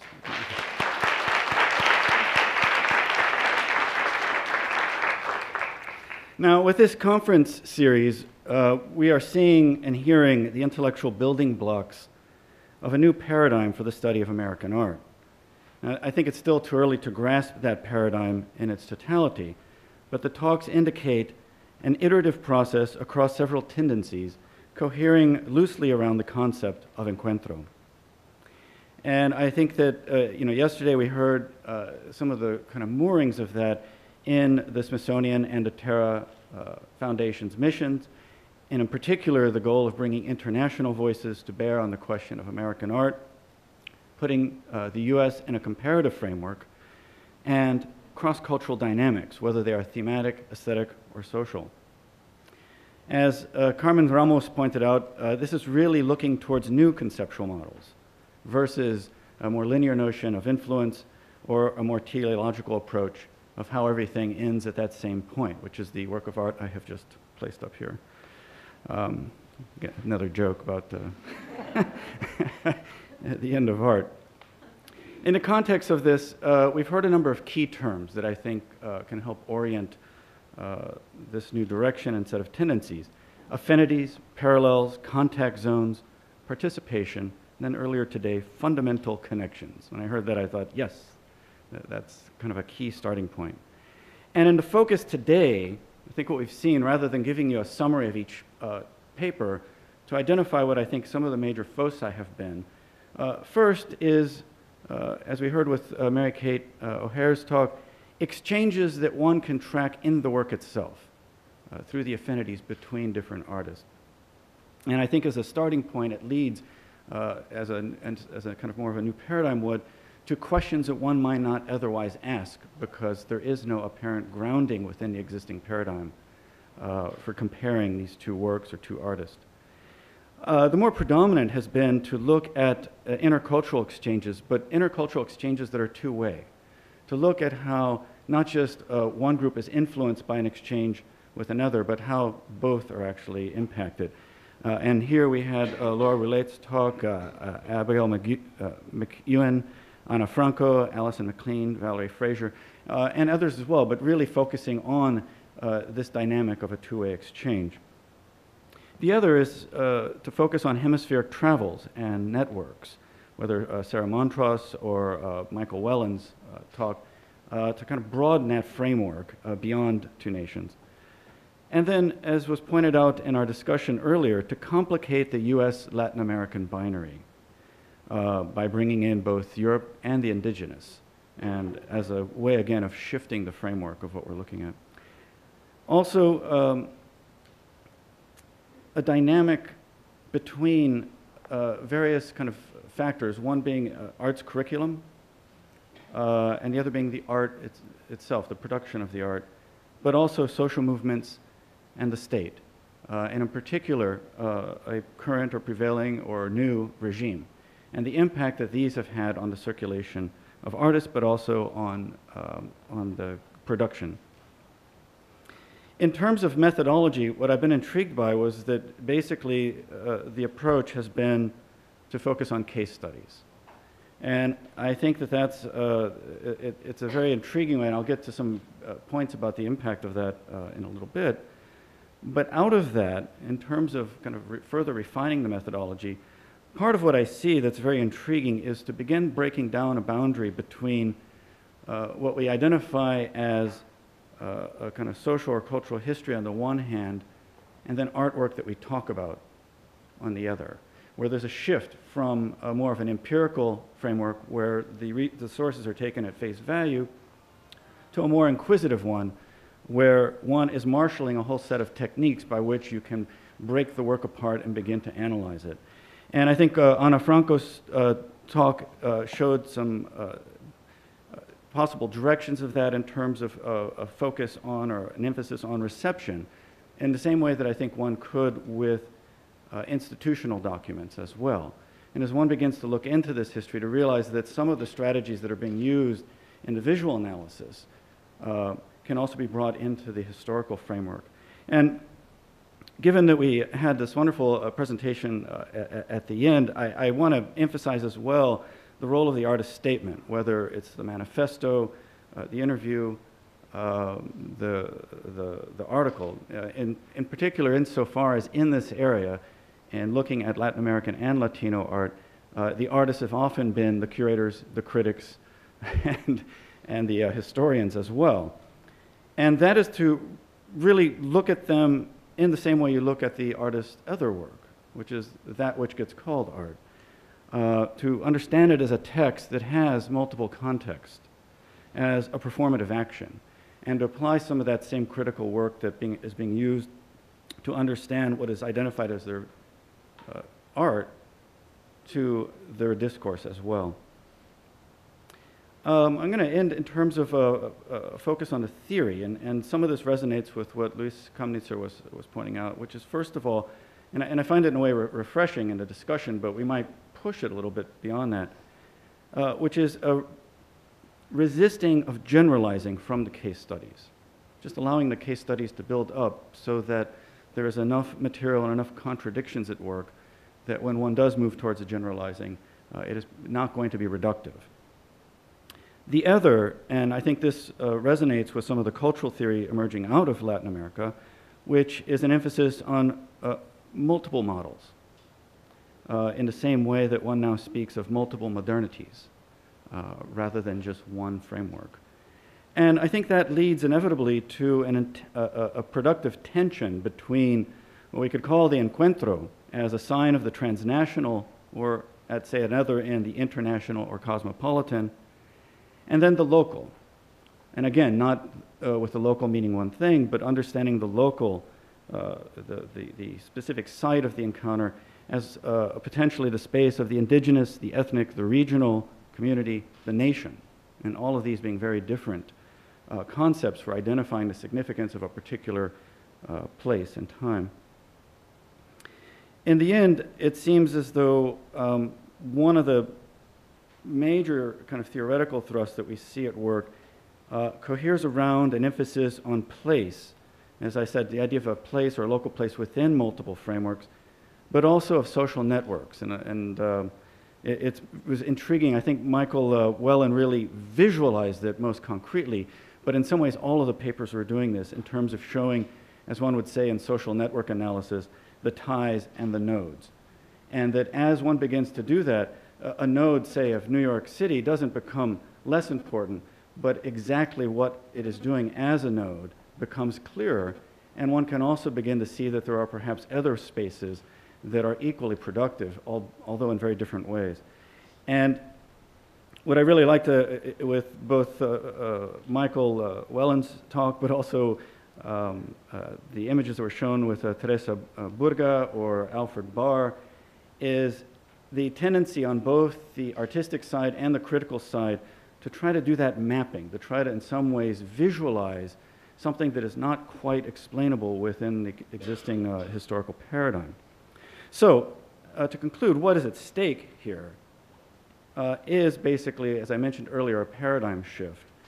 But I think what's important in terms of drawing out the stakedness of that is that in any discipline, the prevailing paradigm is not just a set of questions or ideas, but the institutional matrices by which the paradigm is made manifest or consequential. In other words, what curatorial or faculty hires will take place and under what rubrics. Who will be able to get a thesis director, whether it's for a Ph.D. or an MFA, and what will they be able to do within that context? It's a question about exhibitions, acquisitions, publications, fellowships, grants, and conferences. And I think that it's important to kind of draw attention to that as a group, we see various kind of iterative steps towards rethinking a paradigm through the case study, but that the consequences are very concrete. Whether one is taking a self-consciously activist or advocacy role through the scholarship or not, that ultimately it begins to shift the framework of how that paradigm works itself out through various institutions. So I'm going to end with just a little personal example because I think that sometimes the way this happens is humorous, but it's always telling. As Amelia mentioned, I am curating a number of exhibitions concurrently. In fact, I am in the midst of installing them and have broken away every now and then to kind of Skype with people to make sure that things end up on the right wall. But this is a project through the support of the Getty Foundation in which, before it even became a series of exhibitions, was a 5- and 6-year research project, a documentation project to identify what were the archival materials for the history of Los Angeles between 1945 and 1980. And for the last 2.5, 3 years, it's been a curatorial project. There are currently 68 exhibitions that are online to open in the next few weeks in the Southern California area under the rubric of Pacific Standard Time. And as I mentioned, we're doing 4 of them. And the process of diversifying happened very early and has been very good, but I think with respect to paradigms and their institutional manifestation, one has to always take note of where, in fact, the ideas cannot find mooring. And this was actually kind of humorous, but it was never resolved. When the Getty decided they would set up a web hub in which all 68 exhibitions would have a space and they'd be searchable according to people's interests, that then generated algorithms and took them to various museums, we were then all asked to upload a lot of information about our shows, the artist list, the checklist, so on and so forth. And what I found, within the first artist that we uploaded, the data fields consisted of a first name and a last name. Now, if you're dealing with Latino or Latin American art, you know that people can have 1 or 2, perhaps even more, first names, and they can have 1, 2, or 3 distinct last names. They can also have nicknames, like Chuy or Beto.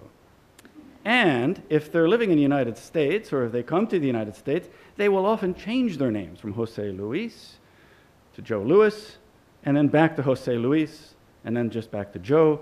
And so it becomes impossible to capture this entire demographic of artists.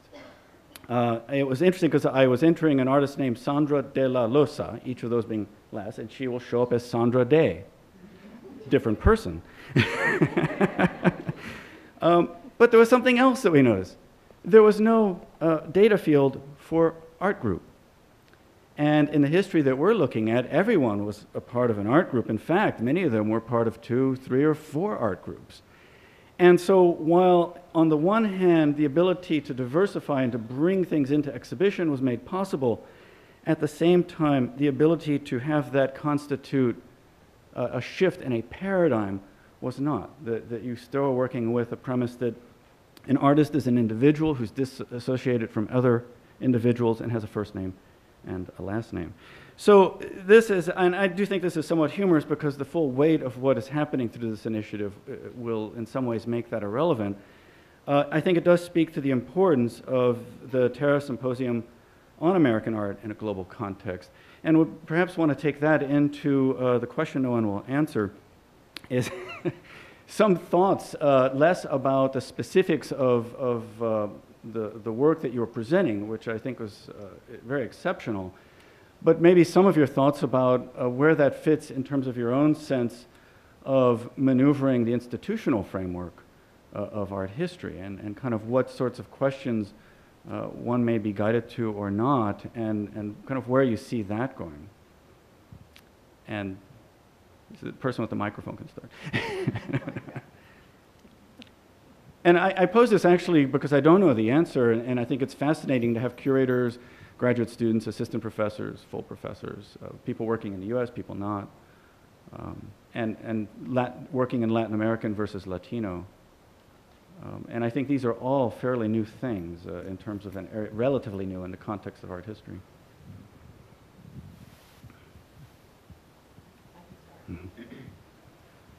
But Chon, you already know this answer. So in terms of Chicano art history, institutionally, we're actually moving quite slowly. Our first Ph.D. in art history didn't happen until 2003.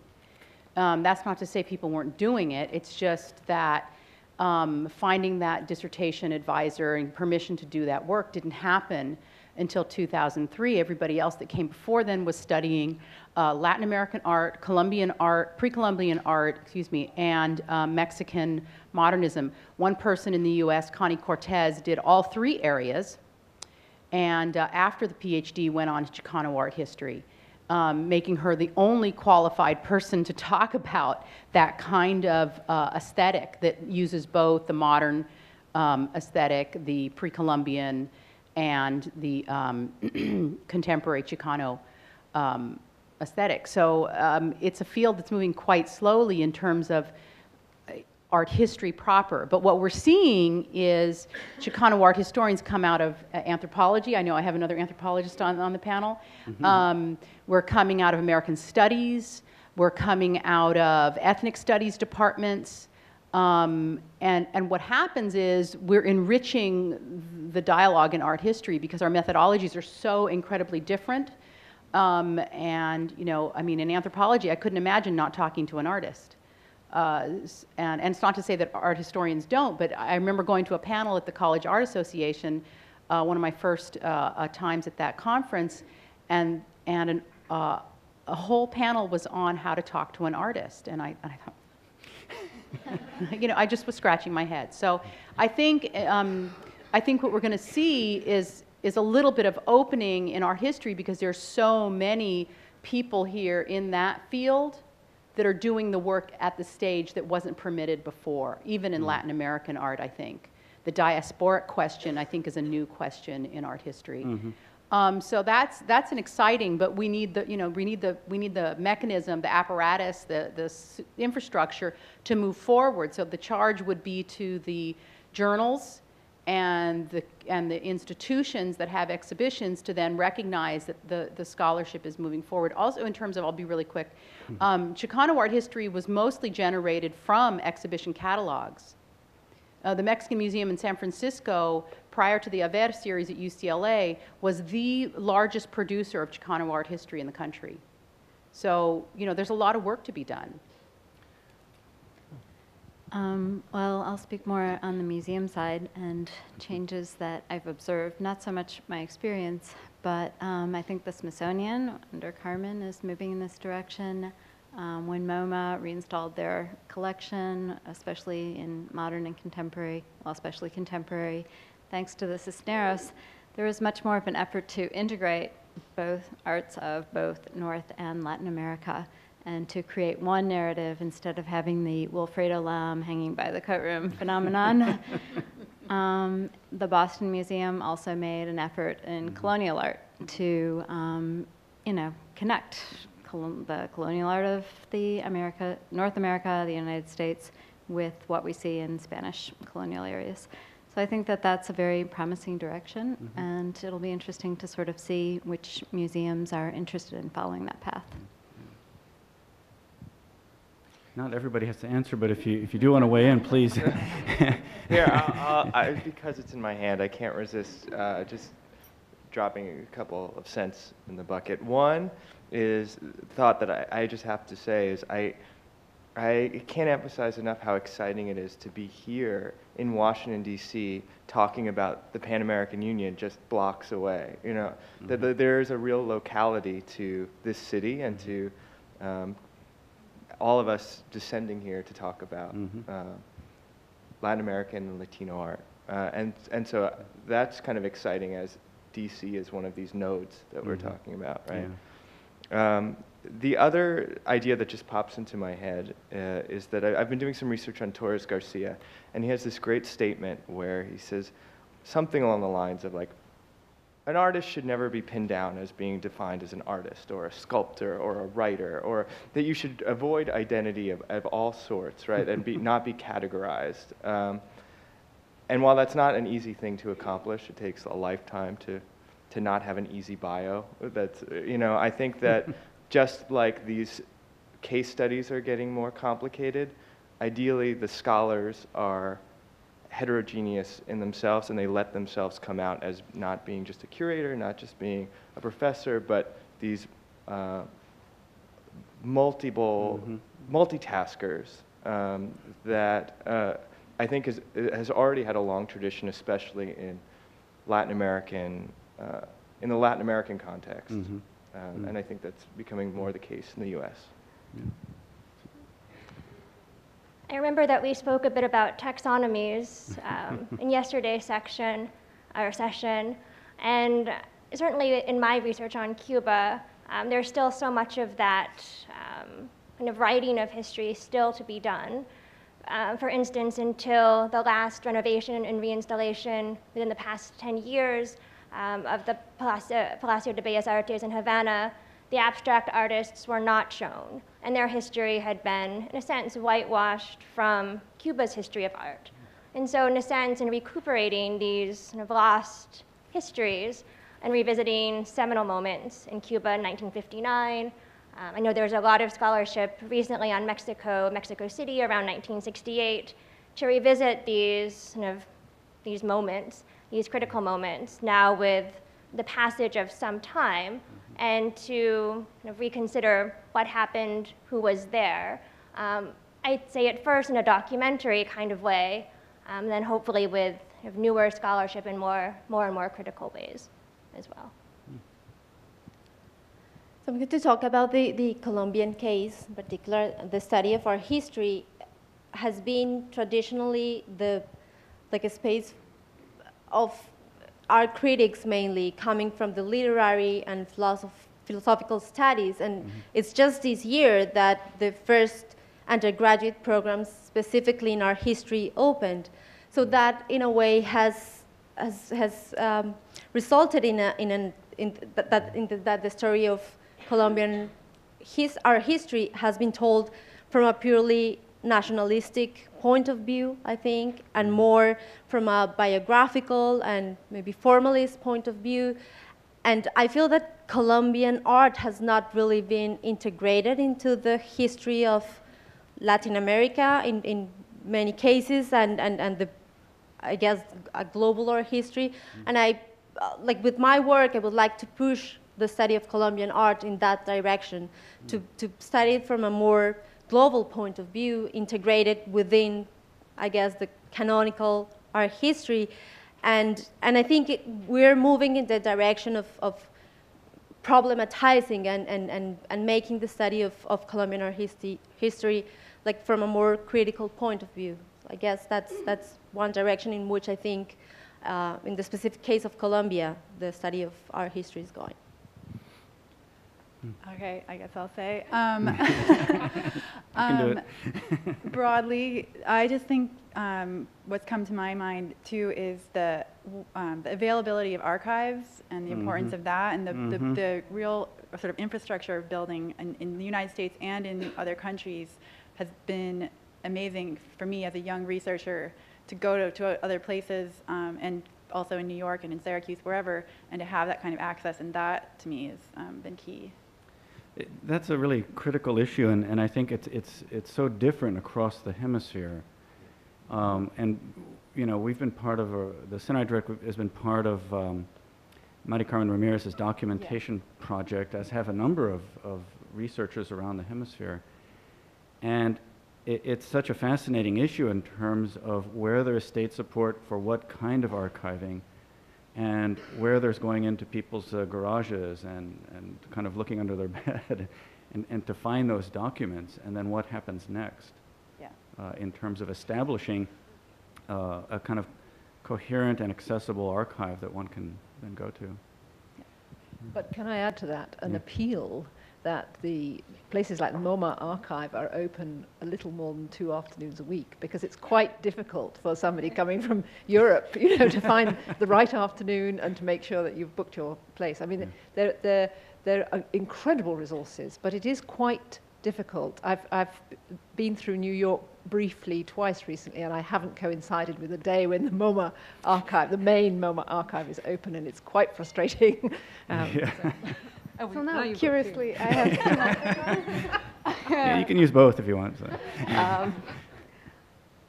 I don't know. There are a lot of thoughts. I think that as a Polish artist in hiatus who decided to write about contemporary Peruvian work and who kind of shopped for a PhD relatively recently, and is, you know, I have also tried to shop exhibitions projects around. I think that, and Emilio could probably say much more than I do because he's been, you know, he kind of has a longer track record. But I have to sadly say that I'm not very optimistic, because I think that we can see, even within Latin American art, certain hierarchies that are already established based on the research that has already been done, or based on the institutions that are supporting very particular projects or very particular genre or very particular movements, or simply because of particular nations that do not have certain research traditions. So I think it is exciting, but I think we also have to pay attention to the kind of power dynamics that are continuously being played. Yeah. Well, shortly, I think thinking specifically in contemporary art in Peru, I think there is maybe maybe 10 more or less people researching, writing and publishing about contemporary art in Peru, and the most of them don't come from properly studies in history of art even. And that is very interesting, because at the same time it can be sad, but at the same time I think it's exciting, because you have too many different perspectives to approach. The problem is, and there is no way to find documents, for example, in public libraries and public institutions. And the most of them are with the artists itself and themselves. And I think it's a very risky point. And I think it's necessary to build a kind of institutionality around the research, you know, to improve, I think, the methods to research. And that is a very important point. And for the other hand, I think the panorama is going to change faster, because too many young critics are going abroad to study and thinking in comeback, no, to work in Peruvian contemporary art researching. And I think the panorama is going to change maybe in the next 5 years easily, no, faster. I wonder if for both of you, we can just circle back around to something that I noticed, and it speaks to the different institutional positionings, but you know, a number of you have spoken about the distinction between, say, the scholars and the critics, and that with respect to the scholarship, the need for some sort of institutional framework in terms of universities that have programs in which people can be hired or can slip in and do that work from those institutional moorings, and that's a fundamentally different activity than the kind of critical framework that exists. But in terms of your presentation with both of you.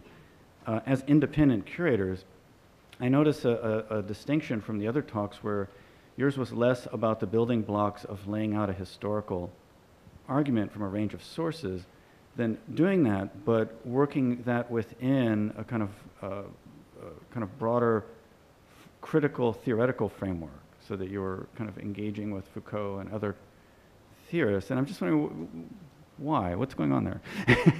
Because in some ways it touches more into a certain kind of curatorial space, emphasizing contemporary art, where there is that overlap. And that's a little bit different than, say, a historical project. I think it's a little bit thorny question. I think that based on the people that I have personally worked with so far, I don't think you can really speak of art history as kind of homogeneous discipline. And I think that there are big generational differences, and also methodological differences, and different traditions, and especially if you kind of step outside of American boundaries.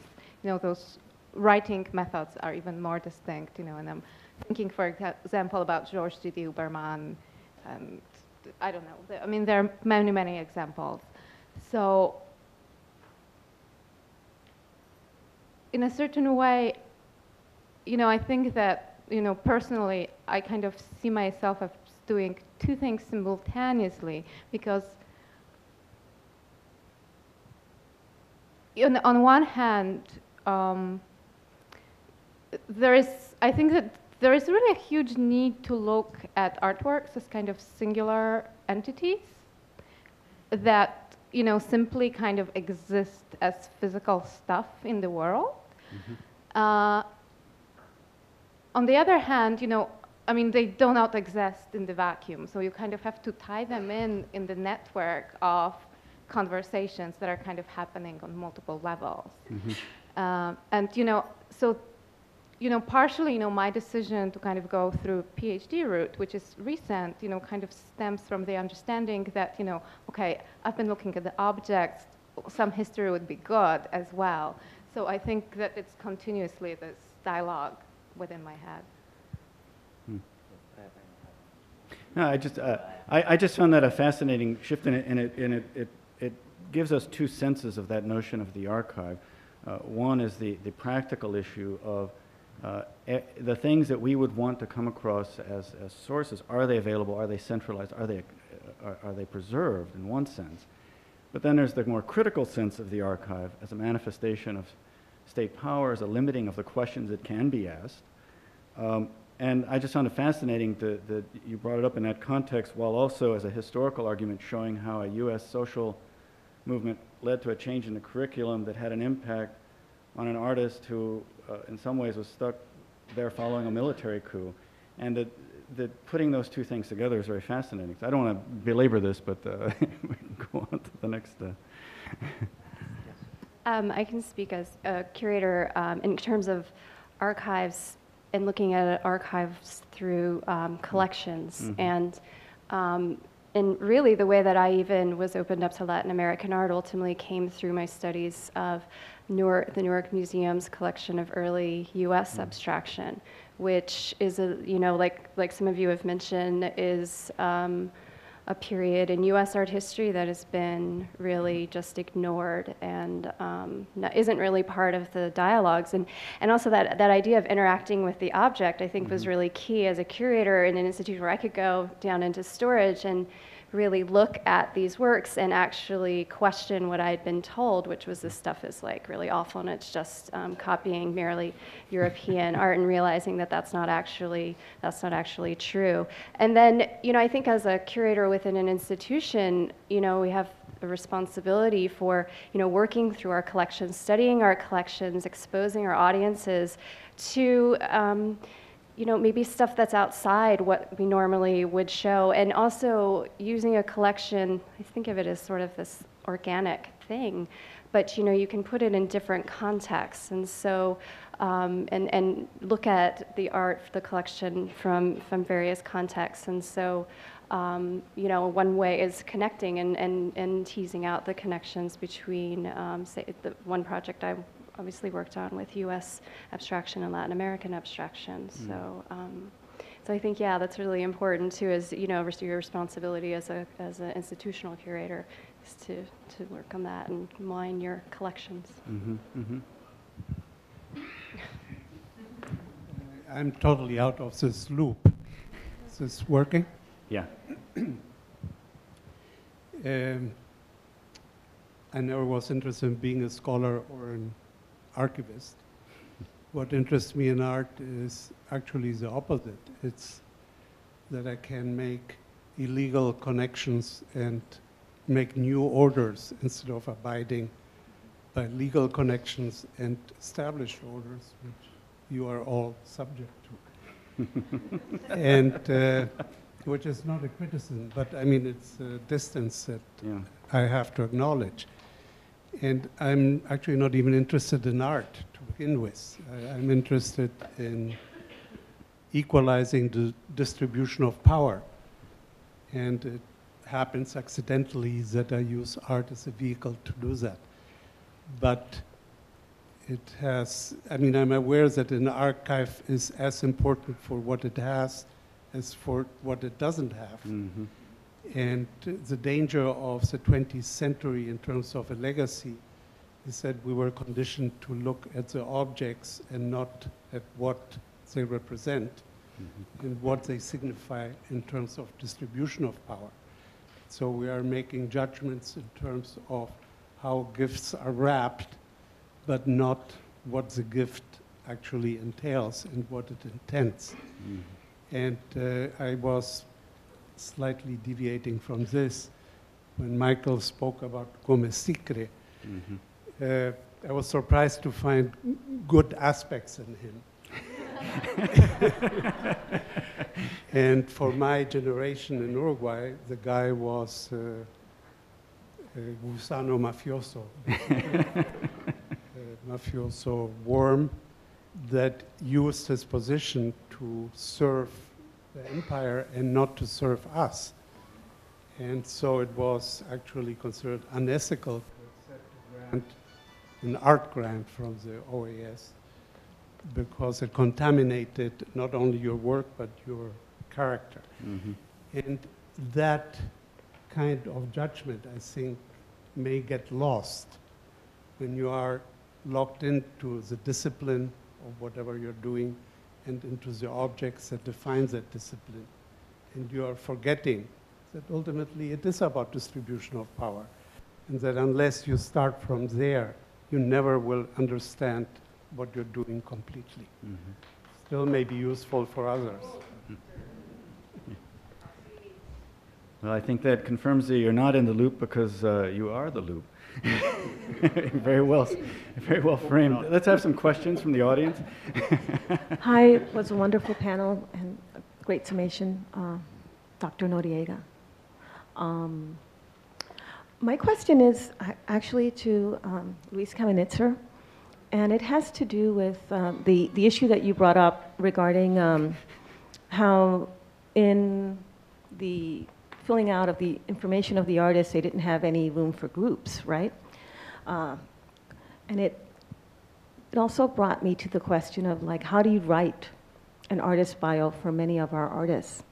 Because some of them are not ever collected, like you didn't get into Castelli, but you did many other things that Greg Cholette would call the dark matter of an artist's life.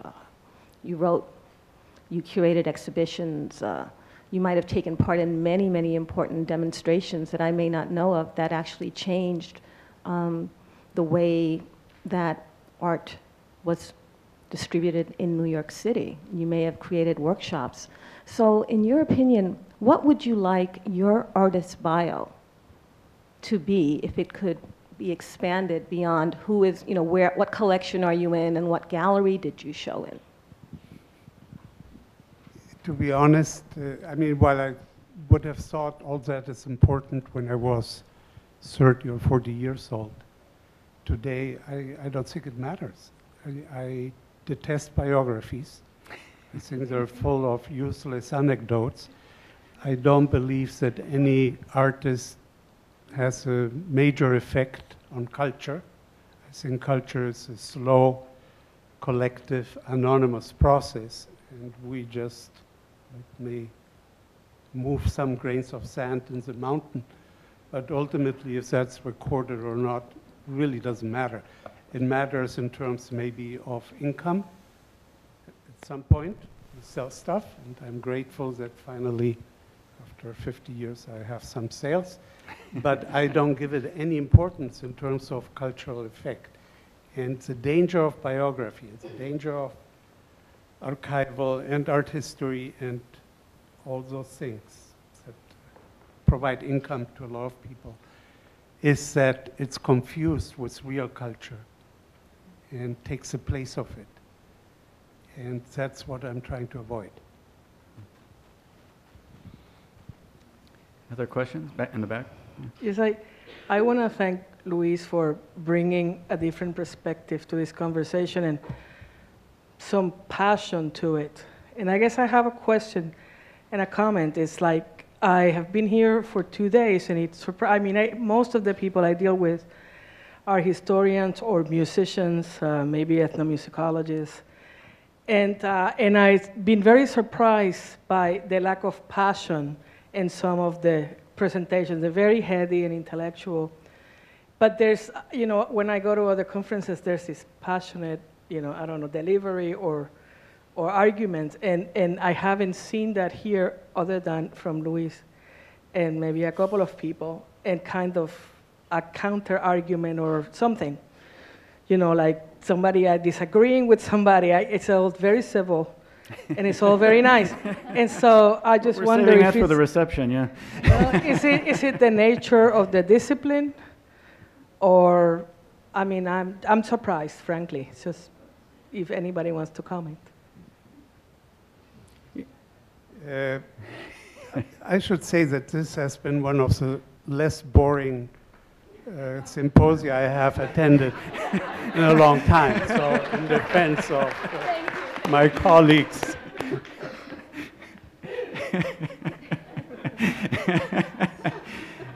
That is a definition of Tai Chi.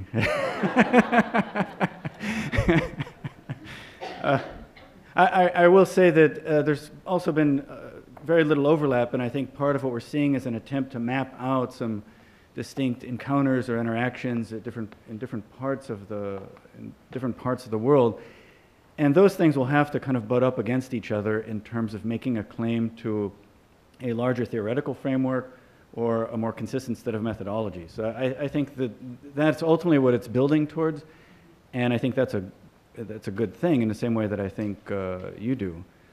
When I started a book series, and I guess you could call them biographies, but that's just one element, my vision was that some graduate student would be reading one of the books, get so pissed off they'd throw it across the room and just say, I can do better, and take that up, because that's how fields grow. And I think that what Karen Mary was saying with respect to Latino art studies, that hasn't happened. There may be a lot of passion, there's not a lot of argumentation that helps an intellectual edifice build up.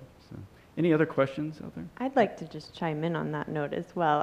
After going to years of College Art Association meetings, I can tell you it's always the panels with the senior scholars that are the most passionate and argumentative, and I think it is a discipline in which it takes some time to formulate those passionate and argumentative thoughts. You had a hand up in the back there. Well, since we're all kind of laying it out on the table, I'm a Ph.D. candidate in art history. My advisor's in American Studies. I have no historians on my panel right now, and I think part of that is because I'm really struggling with what I conceive as a crisis in the discipline, and I definitely think that all of your scholarship is helping to remedy that crisis by expanding our scope and looking at these intersections. But one of the things that I've been struggling with a lot, and I'd love to hear some advice, is you know, we're constantly recuperating these underappreciated artists. We're constantly trying to correct or refine and bring more artists into the canon. But since the canon is to me, seems like a very Eurocentric concept and construct, is that really the goal of art history? Like, what is the goal of our discipline? What are the activist interventions that we can make? I think artists and filmmakers and other disciplines, decolonial anthropology is really kind of focusing on this a bit, but I would just love some sage advice or suggestions from the panel. I thought you were going to answer, sir. We're back to the start. Unfortunately, sometimes we have to eat. I used to advise graduate students to blow up the canon and do what their heart desired, to follow their passion, but then sometimes they don't get jobs. So I felt really bad about that advice. But, you know, what I think, you know, I mean, obviously, you'd have several people chime in on this, is you do have to follow your passion in graduate school or it never gets done.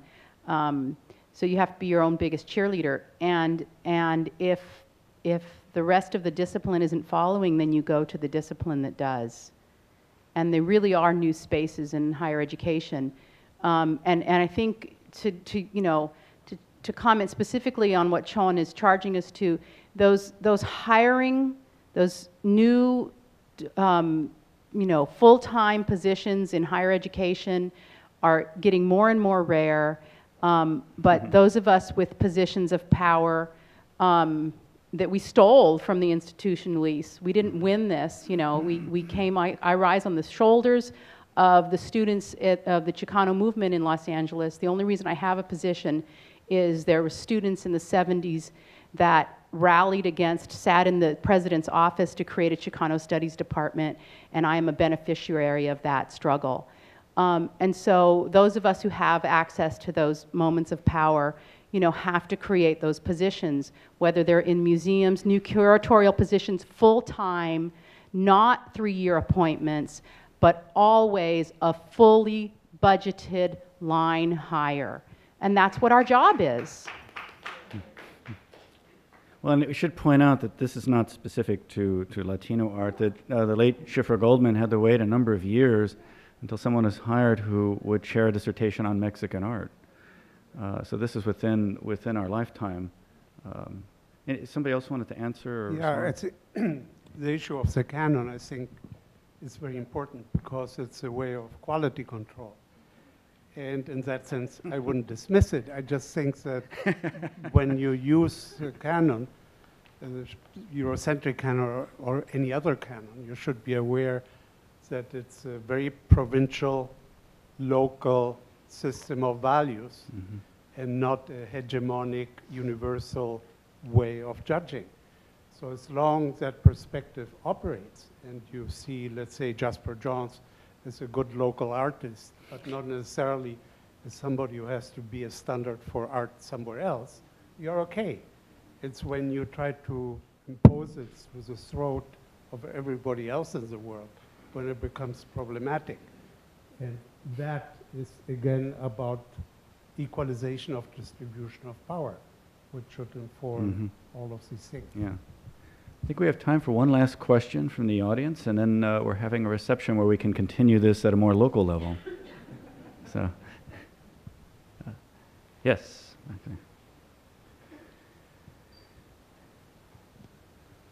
Okay. I'm a historian, not an art historian, a historian.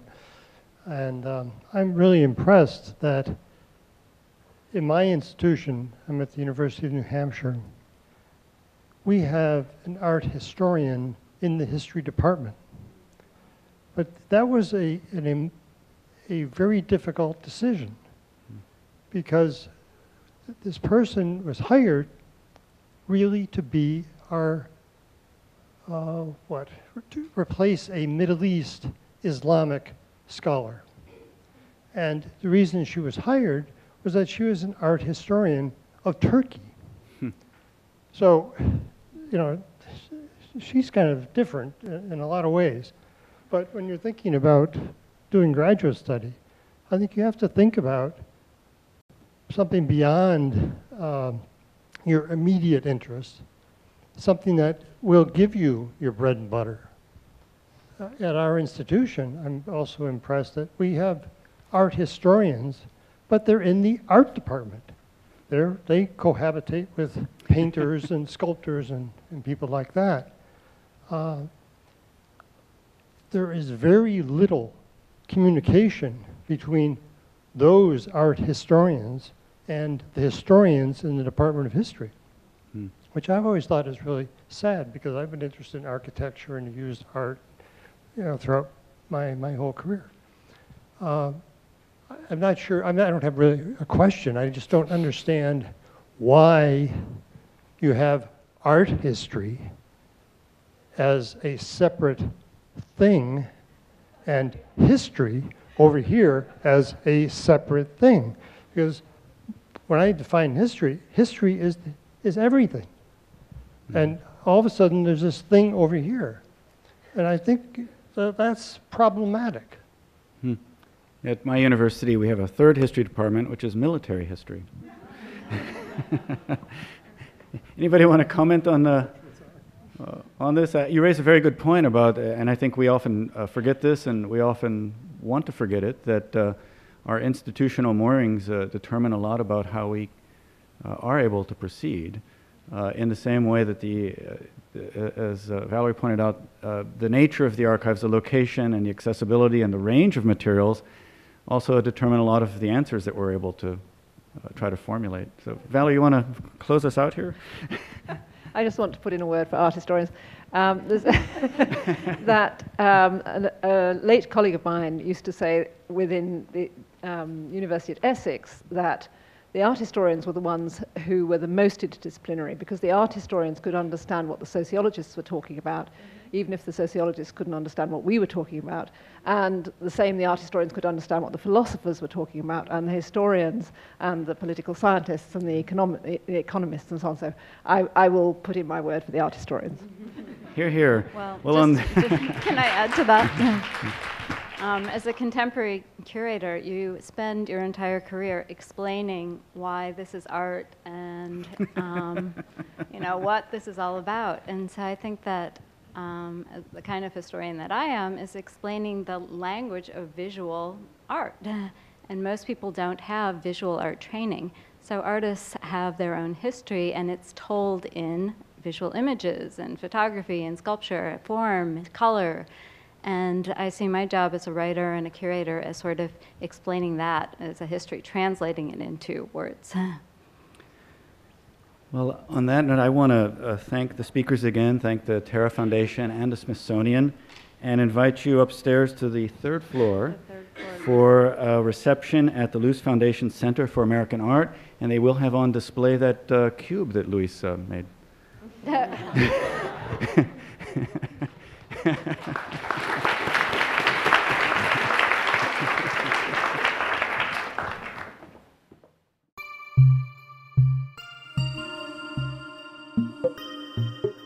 you.